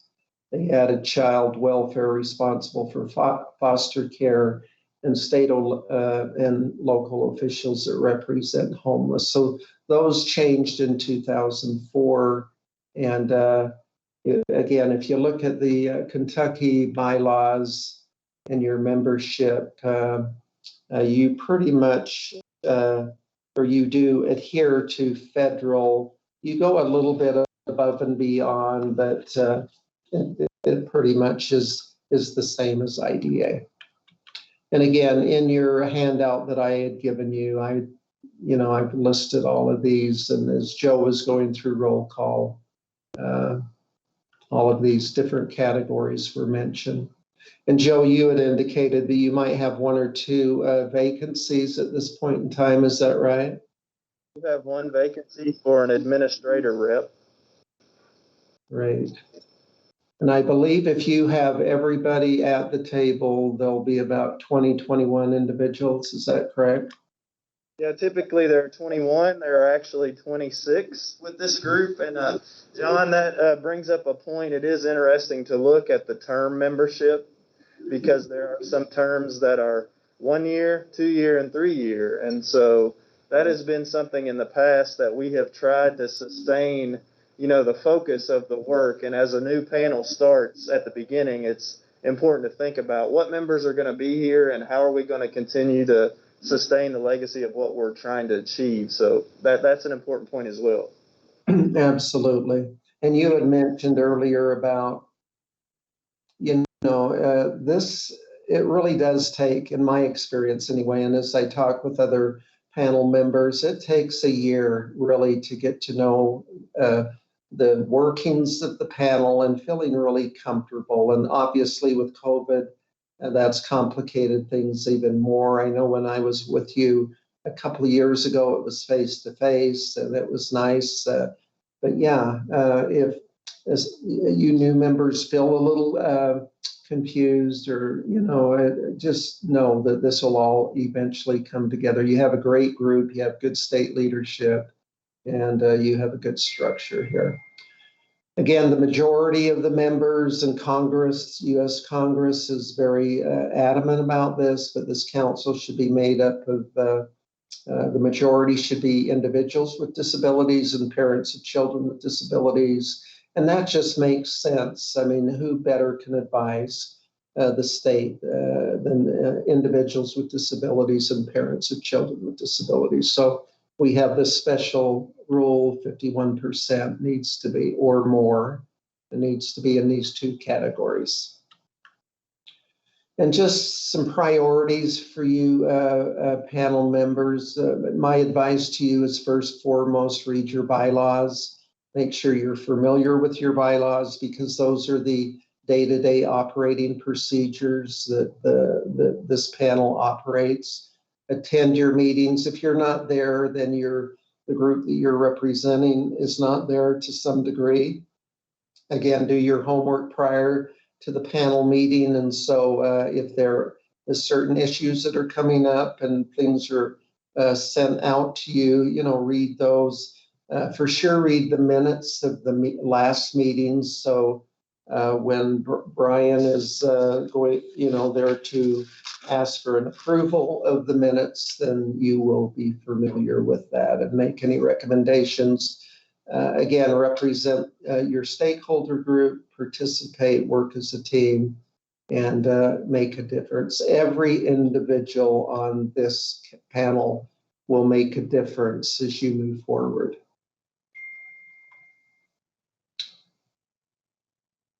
And again, Joe, is this still current then, or is this as far as term limitations? It's a little different than that because in the executive order, the terms were set at 1 year, 2 year, and 3 year. And so we will have to review that a little bit and really think about that transition of folks. Right. Your executive committee, and again, you've got the chairperson, who is Brian, and I guess now we call this the co-chair, Dr. Cceis, secretary is Jenny, and then you have an immediate past chairperson, and so that is your executive committee. And there's more, again, if you read your bylaws, there's more information there in regards to that committee. Yeah, and John, we just added one role, and that was the stakeholder engagement lead. And that's just in response to my history and background on the panel. It's often very difficult to think. We schedule the open forums, but it's really nice to have somebody who focuses on how are we really planning out opportunities to gather feedback from our stakeholders, primarily parents out in the field. And so it helps us organize if we have a person that has been designated as the stakeholder engagement lead. And that was just something we added that we thought might be a good idea. And I like that. I've never seen that in another state, but I really like that idea. And obviously it's really critical that you are, and that I know that's Christa that's in that position. And so I will be curious to see how that works out. A little bit about, again, your main role as far as how you approach the work. We have advisory groups, we have advocacy groups, and they're both very critical. When Congress set up this system, they set up advisory committees or panels and advisory groups. Advocacy needs to take sides, support something, plead your case, favor a position to argue, not necessarily a panel role, but as we talk more in November, advocacy does play some part of your role and responsibilities, and we'll talk a little bit more about that. But there is a place for advocacy. During the discussions, you might take sides, favor a position, support a position. And so as Brian is leading discussions, you might come out as favoring a certain position or supporting it, and that is fine. But in the final analysis, hopefully the panel can come to consensus and provide meaningful advice that leads to change for children with disabilities. And again, in every state, we have protection and advocacy, disability organizations, professional organizations, your parent training information center, all approach more as in an advocacy way. And so we have this really nice balance between the two approaches. Again, so advisory, the Kentucky panel, you're to give advice, to inform, to counsel, to recommend, to suggest, and to guide. And again, I did send you, and because of a time limitation, but you have a one-pager called Exercising Advisory Responsibilities. And in my 15 or 20 years of providing professional development for panels, this is kind of how I see advisory pragmatically working. And so again, if we're together in November, we'll go through some examples on starting with a priority and how that unfolds to ultimately change and improve services for children with disabilities. So functions, the last thing we want to talk about is just, and again, the functions under IDA, very important in your bylaws. They're spelled out nicely. I noticed on your agenda today, and I really like when panels put their functions on their agenda. It really does that means you're seeing those, and it's something to remind you of what you're there to do. Number one, advise the state of unmet needs within the state in the education of children with disabilities. To me, this is the most important function, because if there is an unmet need in the state of Kentucky, then that could mean that children might not be receiving a free, appropriate public education. I was going to say earlier, the panels have really been around since the Education of All Handicapped Children's Act back in the mid-70s. And this function was there when I talked with OSEP and we talk about the panel. This is one that probably will never go away. The unmet needs is really a good share of your discussion as you meet from meeting to meeting. Comment publicly on any rules or regulations proposed by the state regarding the education of children with disabilities. So if there's any new rule or regulation that is proposed in Kentucky, then this panel will be aware of that. They'll hear about it. They'll be able to comment on it.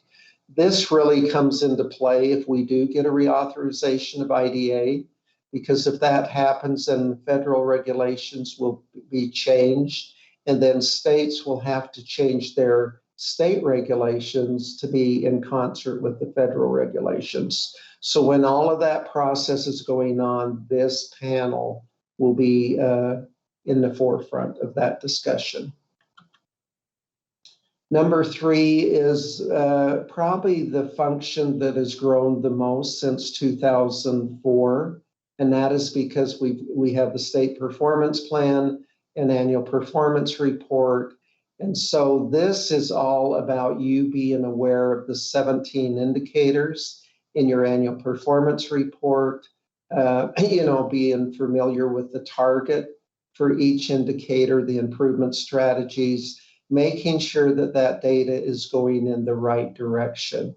So every state has the annual performance report that is due to OSEP the first week of February, but you are very much involved in hearing the status of each of the indicators and watching for any signs that things might not be moving in the right direction, or complementing if the data is moving in the right direction. Advisory is not all about pointing out the the issues or the challenges, but complementing where you're seeing good things are happening. Number 4 is one that kind of went dormant for a long period of time, but now OSEP has a new differentiated monitoring process where they will be coming out to states, including Kentucky, and visiting that state, meeting with the state.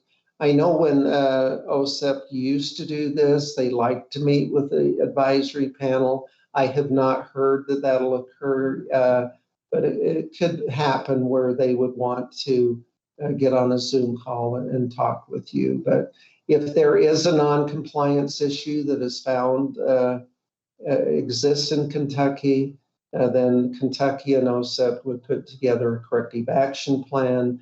You would be part of that discussion, and you would probably offer up suggestions to the state on how to rectify that particular corrective or non-compliance issue.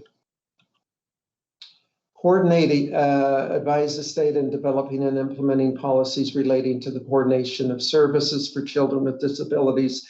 This one is just all about different state offices working and communicating with each other and moving in kind of the same direction for the betterment of children and youth with disabilities. So it's the Department of Ed, for example, and the Department of Corrections working together on common causes and issues and coordinating their efforts. Due process findings, if there is a due process that is started and findings, issues, and a decision, then the advisory panel needs to be aware of that, what the issues were, what the intent is to correct those issues. Obviously, we want to delete any personally identifiable information. But a lot of states, and I believe Kentucky does this, when your person over dispute reports, they might report on mediation, complaint investigations, due process hearings, IEP facilitations if you do that. So most states report as a whole on all dispute areas, not just due process. And number 7 very rarely happens, but we do not have time on this one. But bottom line is it's all about maintenance of effort, maintenance of fiscal effort, and those are different at the state and the district level. But if a state reduces fiscal effort, then there's consequences to that. Back in 2008 and 9, when we had our recession, this became an issue because a lot of states, their tax revenue went down and they could not maintain effort, so they had to request for a waiver to OSEP. If that occurred, then the advisory panel would become involved with that and just be on the lookout, I guess, to make sure that FAPE is still being provided. And then, I added these 2 other functions that are mentioned in your bylaws. The first really is around unmet needs as well. And then the last one is advising to these other government entities. And so just, a very quick summary.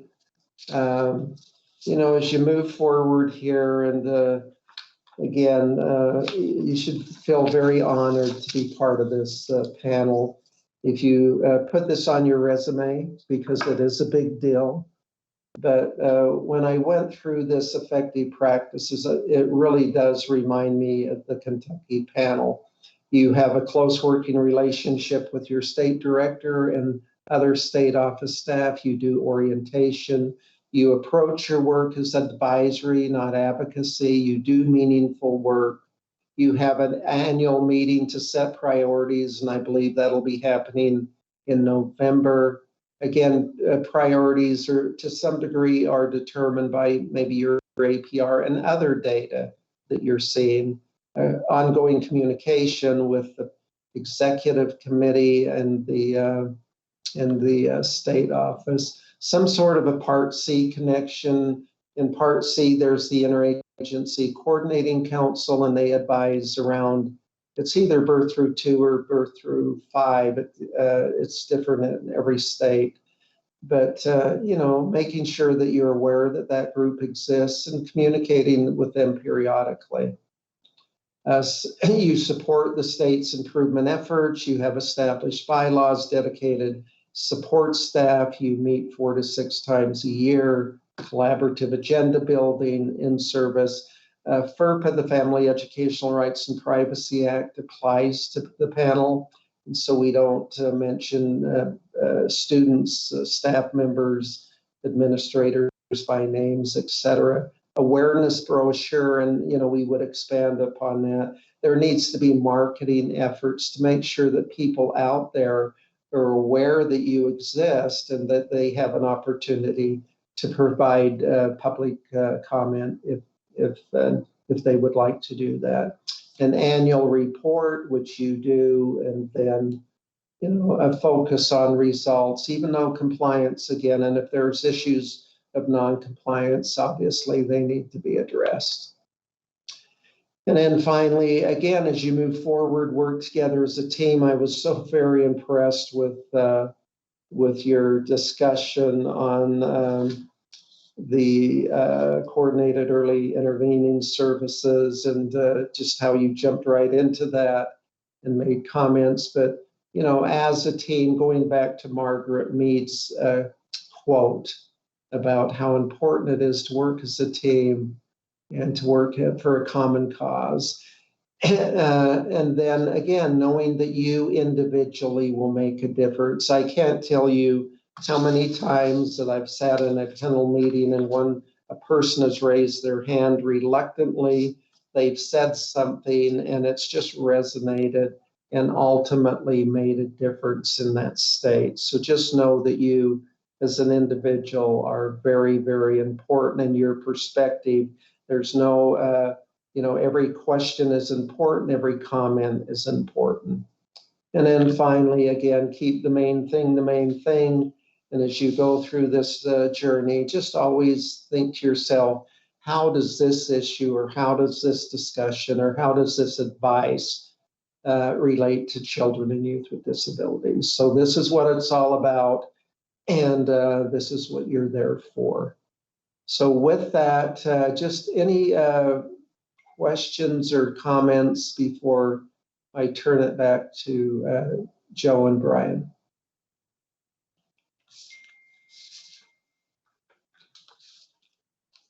Okay.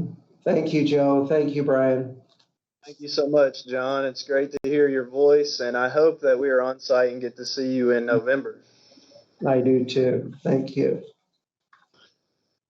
Thanks for being with us. And so we are going to transition, and just let me remind you, all of the materials that John mentioned are in the Google Drive, and if you have any problems getting to those, let me know, and I will get those to you. We do have a folder just for this meeting, and we will create one for each meeting. So just let me know. Brian and I will coordinate on making sure all the information is in there. We want to transition to now our scheduling to talk about what's coming up. And so just to give you a feel for the past and how meetings have worked, we typically meet quarterly. We have 4 meetings with 2 months in between. So we're meeting in August. Our next meeting will be November, then in February, then in May. And so we can adjust that schedule. We do not have to stay those months if we want to adjust. There's nothing that says we have to meet then. That just gives you an idea. And in the past, we typically met for a full day, the first day, and then we would have an open forum that evening. We would spend the night wherever we were at, typically State Park. Then we would have our meeting the next day, usually 8:30 to noon, and then we would adjourn at noon. We just meet that half day on the second day, and it usually gives people time to get back. We typically did a Thursday, Friday, and it gave people that afternoon to get home. And however, with our virtual meetings, we have just done the best that we could, and we've just done a 1 day, 2 to 3 hour check-in session. We've done the open forum online, and and tried it that way.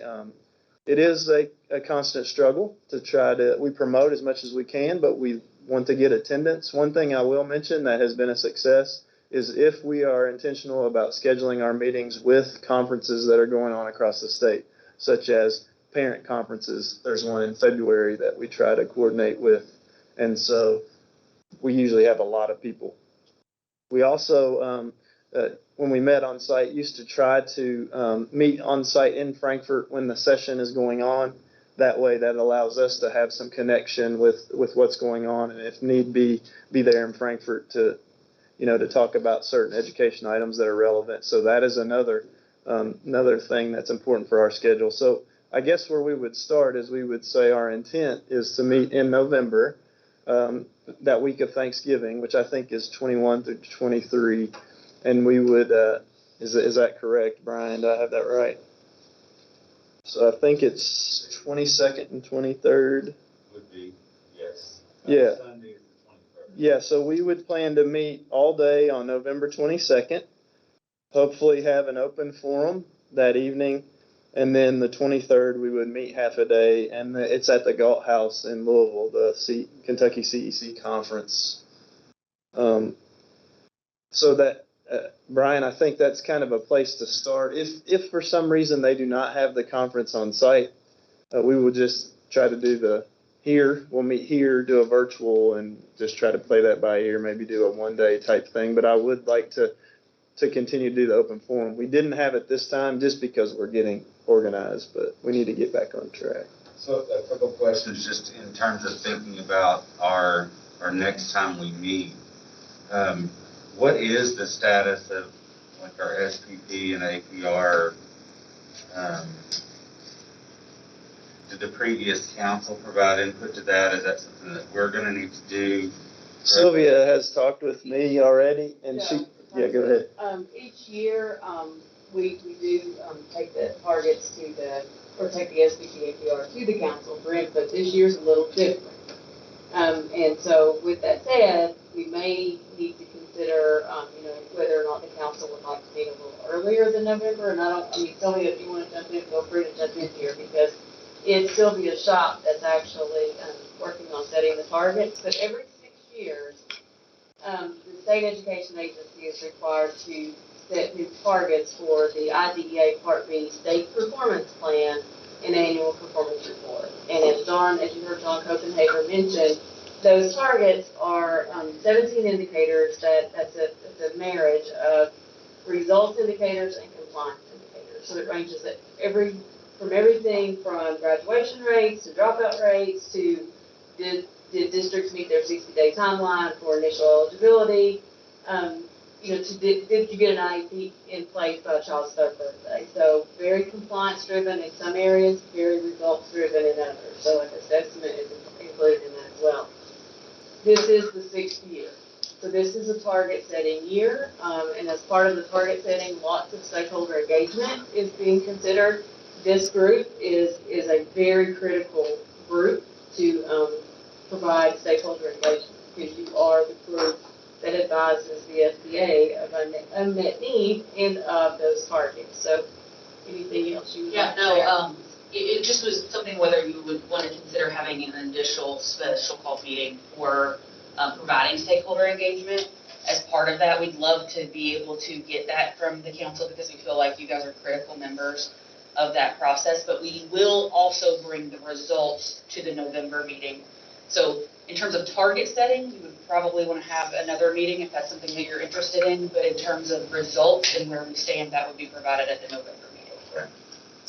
And just an FYI, the actual annual performance report, which basically is I'm going to use the word report card, but don't confuse that with the score report card. It's basically, here's how the state did on these 17 indicators for students with disabilities. That's due to US Ed, OSEP, on February 1st. So it leaves a very small window from that November meeting to that February 1 meeting, where our staff actually, we look at the data, we analyze the data, we determine if we met our targets.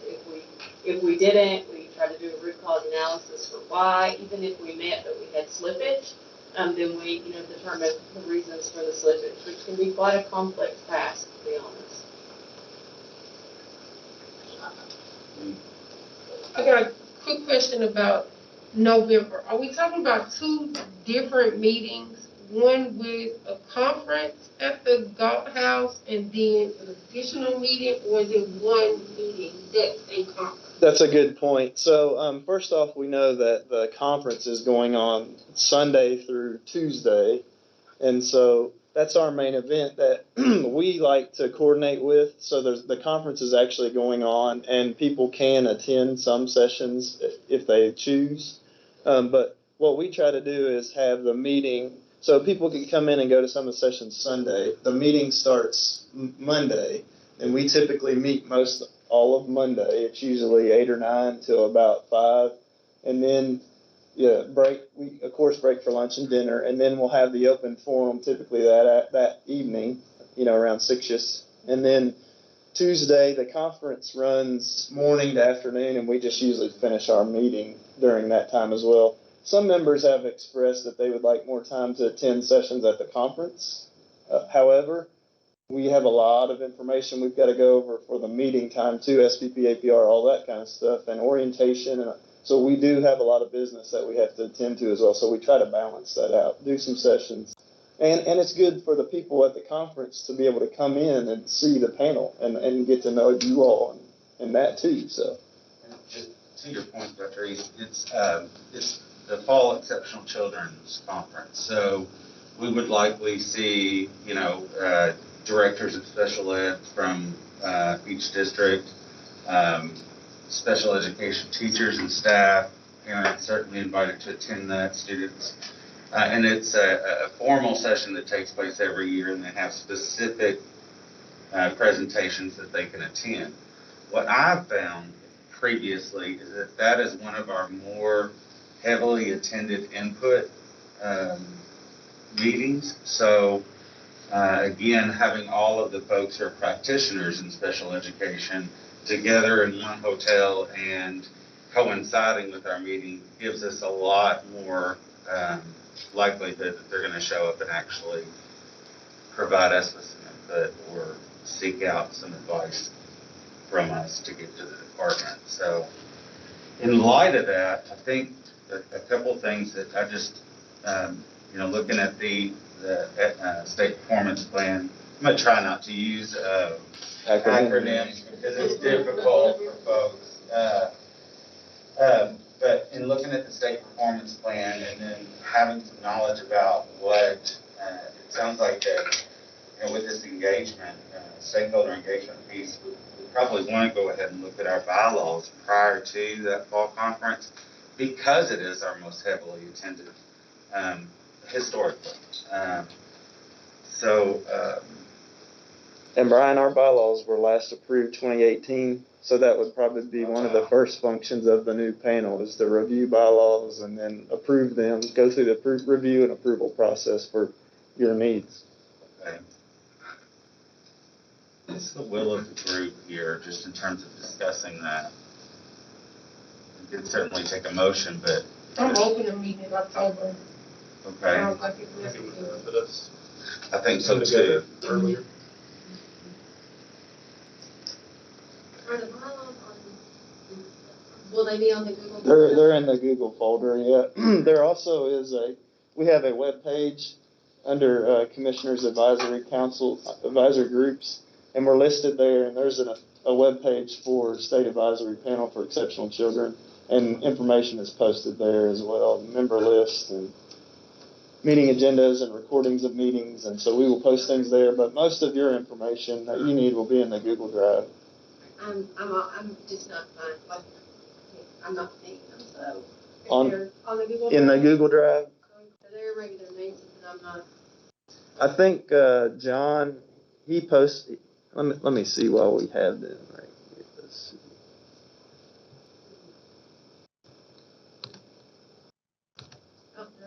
Oh, you got them? Oh, good. Yeah. Yeah, they're in there.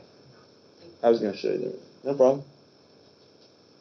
But yeah, if you all, as members, if you have questions or you need any information, just send me an email or a text or call, and I will help get you the information you need.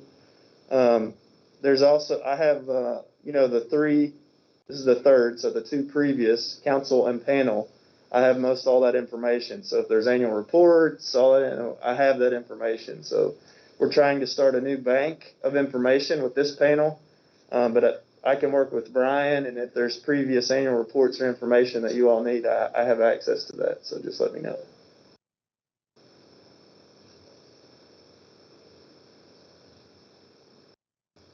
So a meeting in October and November, or before, sometime prior to November, right? I think you mentioned October. Do you want to try to set a date?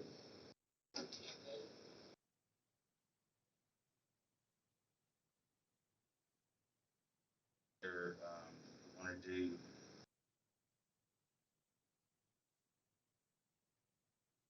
we're going to be another hybrid in my mind. Likely. I would think so. Now, if things change, we definitely can be on site. Right.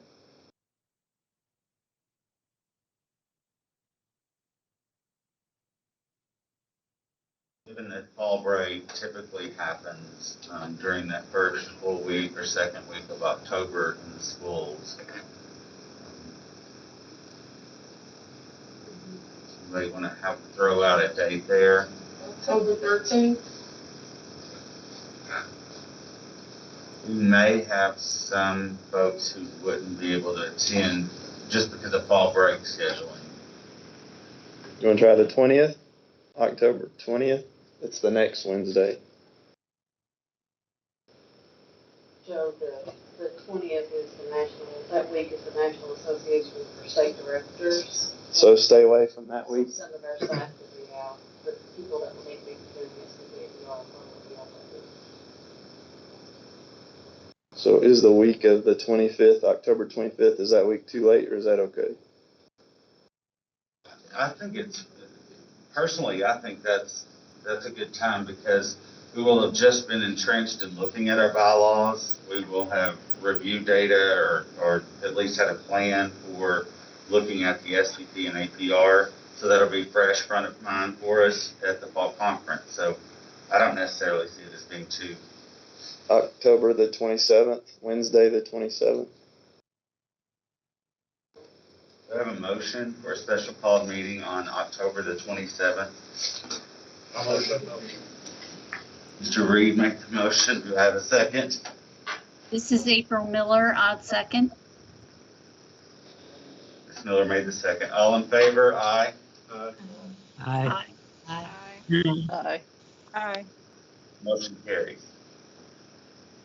And Brian, something I think that you all could do at that meeting as well is talk about the schedule from the November conference on. We know a little bit more then too.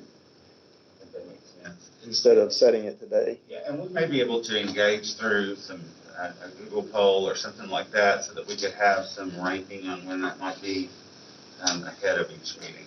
If that's okay with everyone. Can you give us a time on that day? Morning or afternoon, which works best. I got it.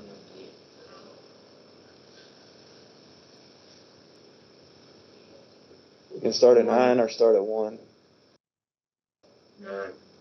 All right. 9. So 9 o'clock. October 27.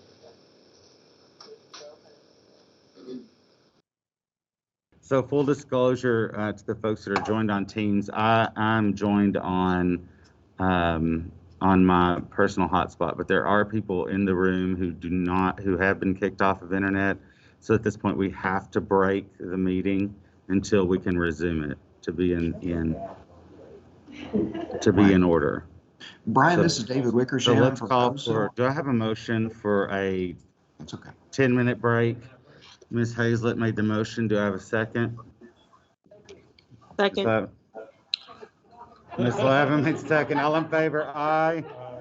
All opposed, like sign. Motion carries. We'll be in recess for 10 minutes. Okay, we are gonna reconvene. We're back. Sorry, the technical difficulties. We got dropped off the internet there for a second, so turn it back over to Brian.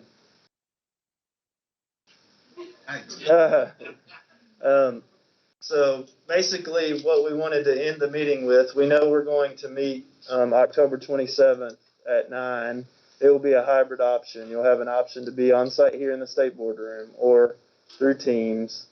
And Joe, let's throw this out, and of course, I'll leave it to the chair to decide if he wants to take a vote on this or not. But based on the technology issues that we've had this morning, how difficult it's been to maintain this hybrid option, I would ask the panel to consider if we would want to do either in person, should it be a safe time to do so, or if we should go all virtual, and obviously we have a meeting space up here available for the public, but either we all be in person or we all kind of be working, virtually from a remote location. Or, obviously, if you prefer the hybrid, we can certainly do that. But I just feel like there's been a lot of issues, and I don't want this blip in in our first meeting to become our norm. This should not be our norm.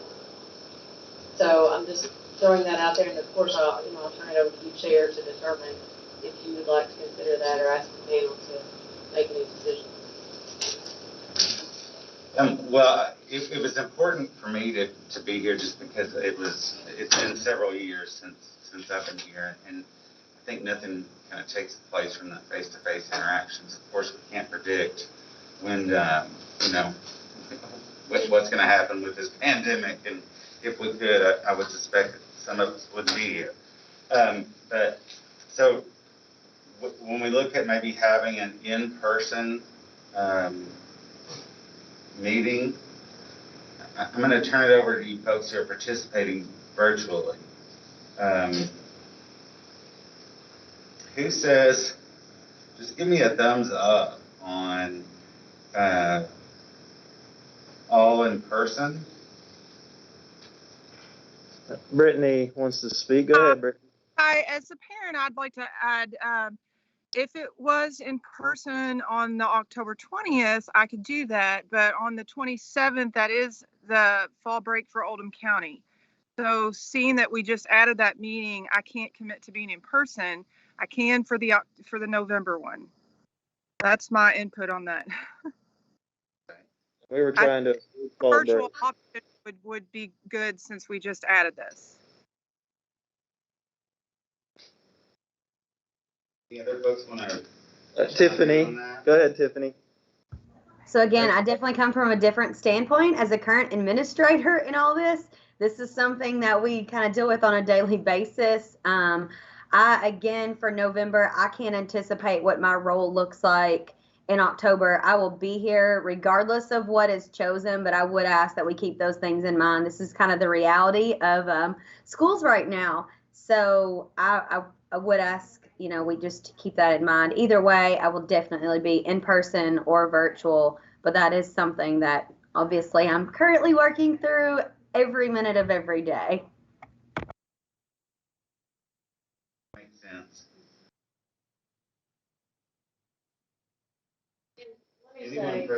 I just want to say I'm not opposed to the hybrid model.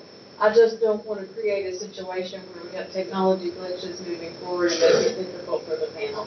If the panel members are saying, hey, we have some glitches, we know we're gonna have that, and we're comfortable being patient and working through that, that's fine with me. I'm not trying to push one way or the other. I just want to create a place where we can eliminate as many barriers as possible. And Greta, I would agree, and I would just say it seems like our virtual option worked well at home. I hate to say that, but it didn't work well here.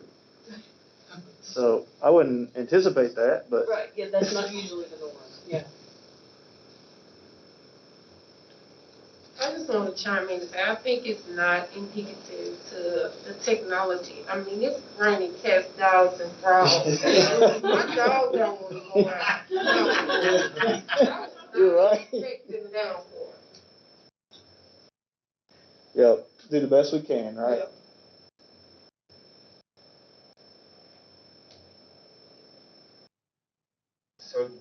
think what I'm gathering is that the hybrid model for our next meeting is probably going to be the best option, with the understanding that we're going to extend grace to one another for the folks who have hot spots. Actually, my hot spot's working and the department's isn't. So Yeah, that's crazy. I'm feeling very special about that.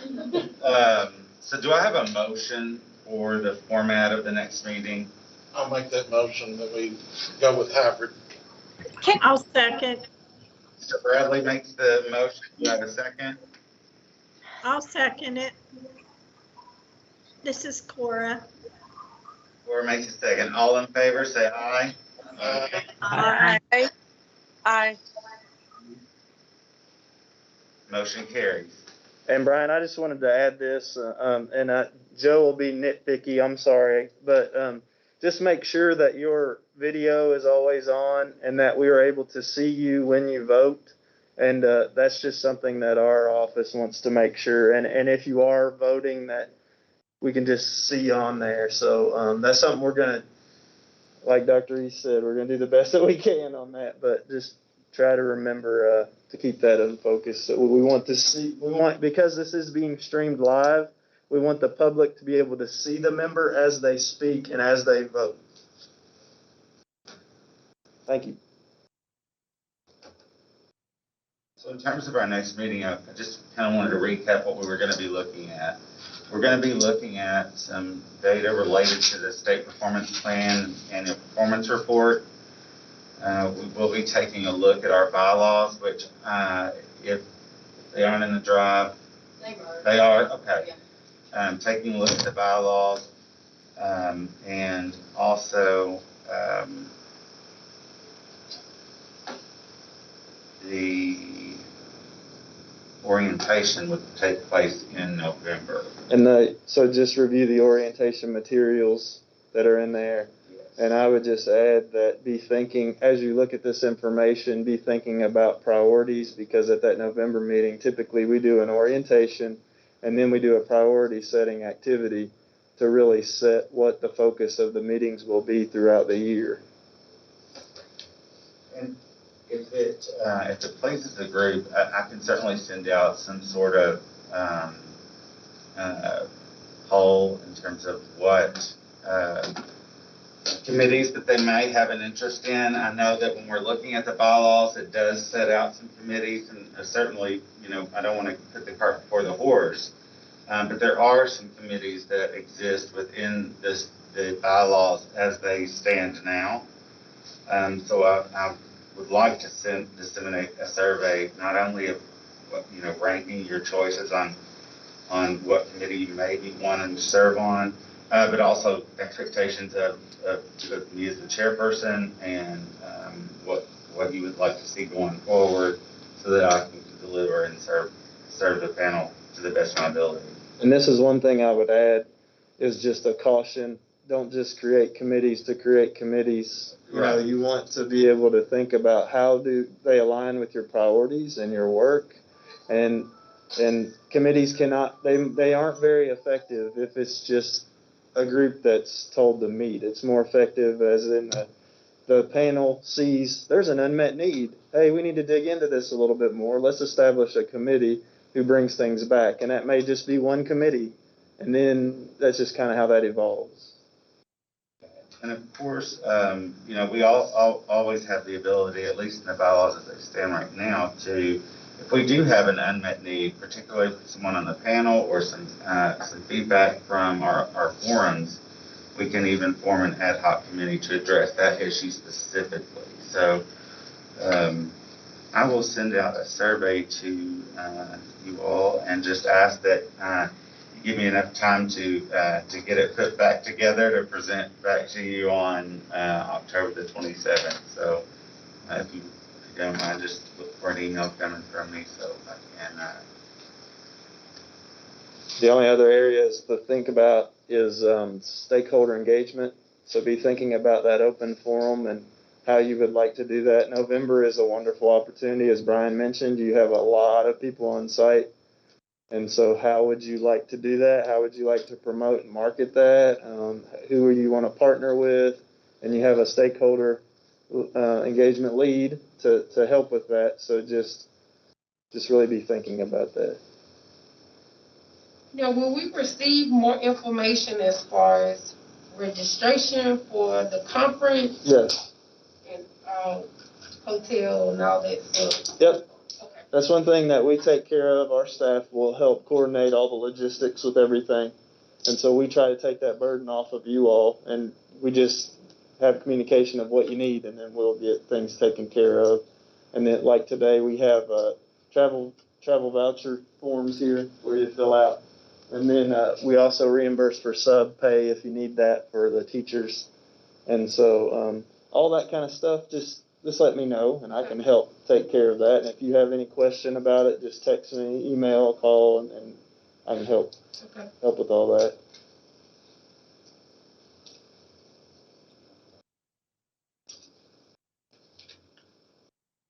Any questions from the folks online or comments?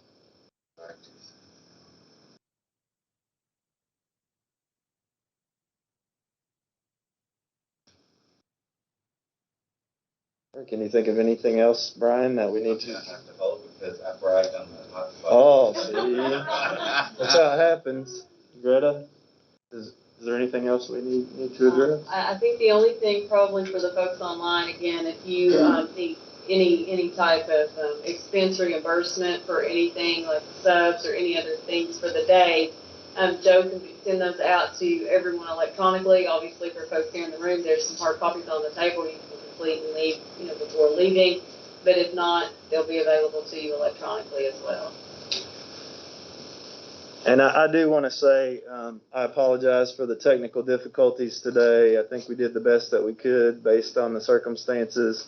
When we are on site, things move very smoothly, and we really enjoy just, establishing relationships with each of you and then getting an opportunity to really focus on our work together. So it's something that I enjoy, and we just understand that these are difficult times we're still in, and we're just going to do the best that we can. So, anything else up for discussion from the panel? Do I have a motion to adjourn? I move that we adjourn today's State Advisory Panel for Exceptional Children meeting at 11:49. Dr. East made the motion. Do I have a second? Second. Ms. Cole? Danny? And a second. All in favor? Aye. Aye. Aye. Aye. Motion carries. Thanks, you all. Have a great day.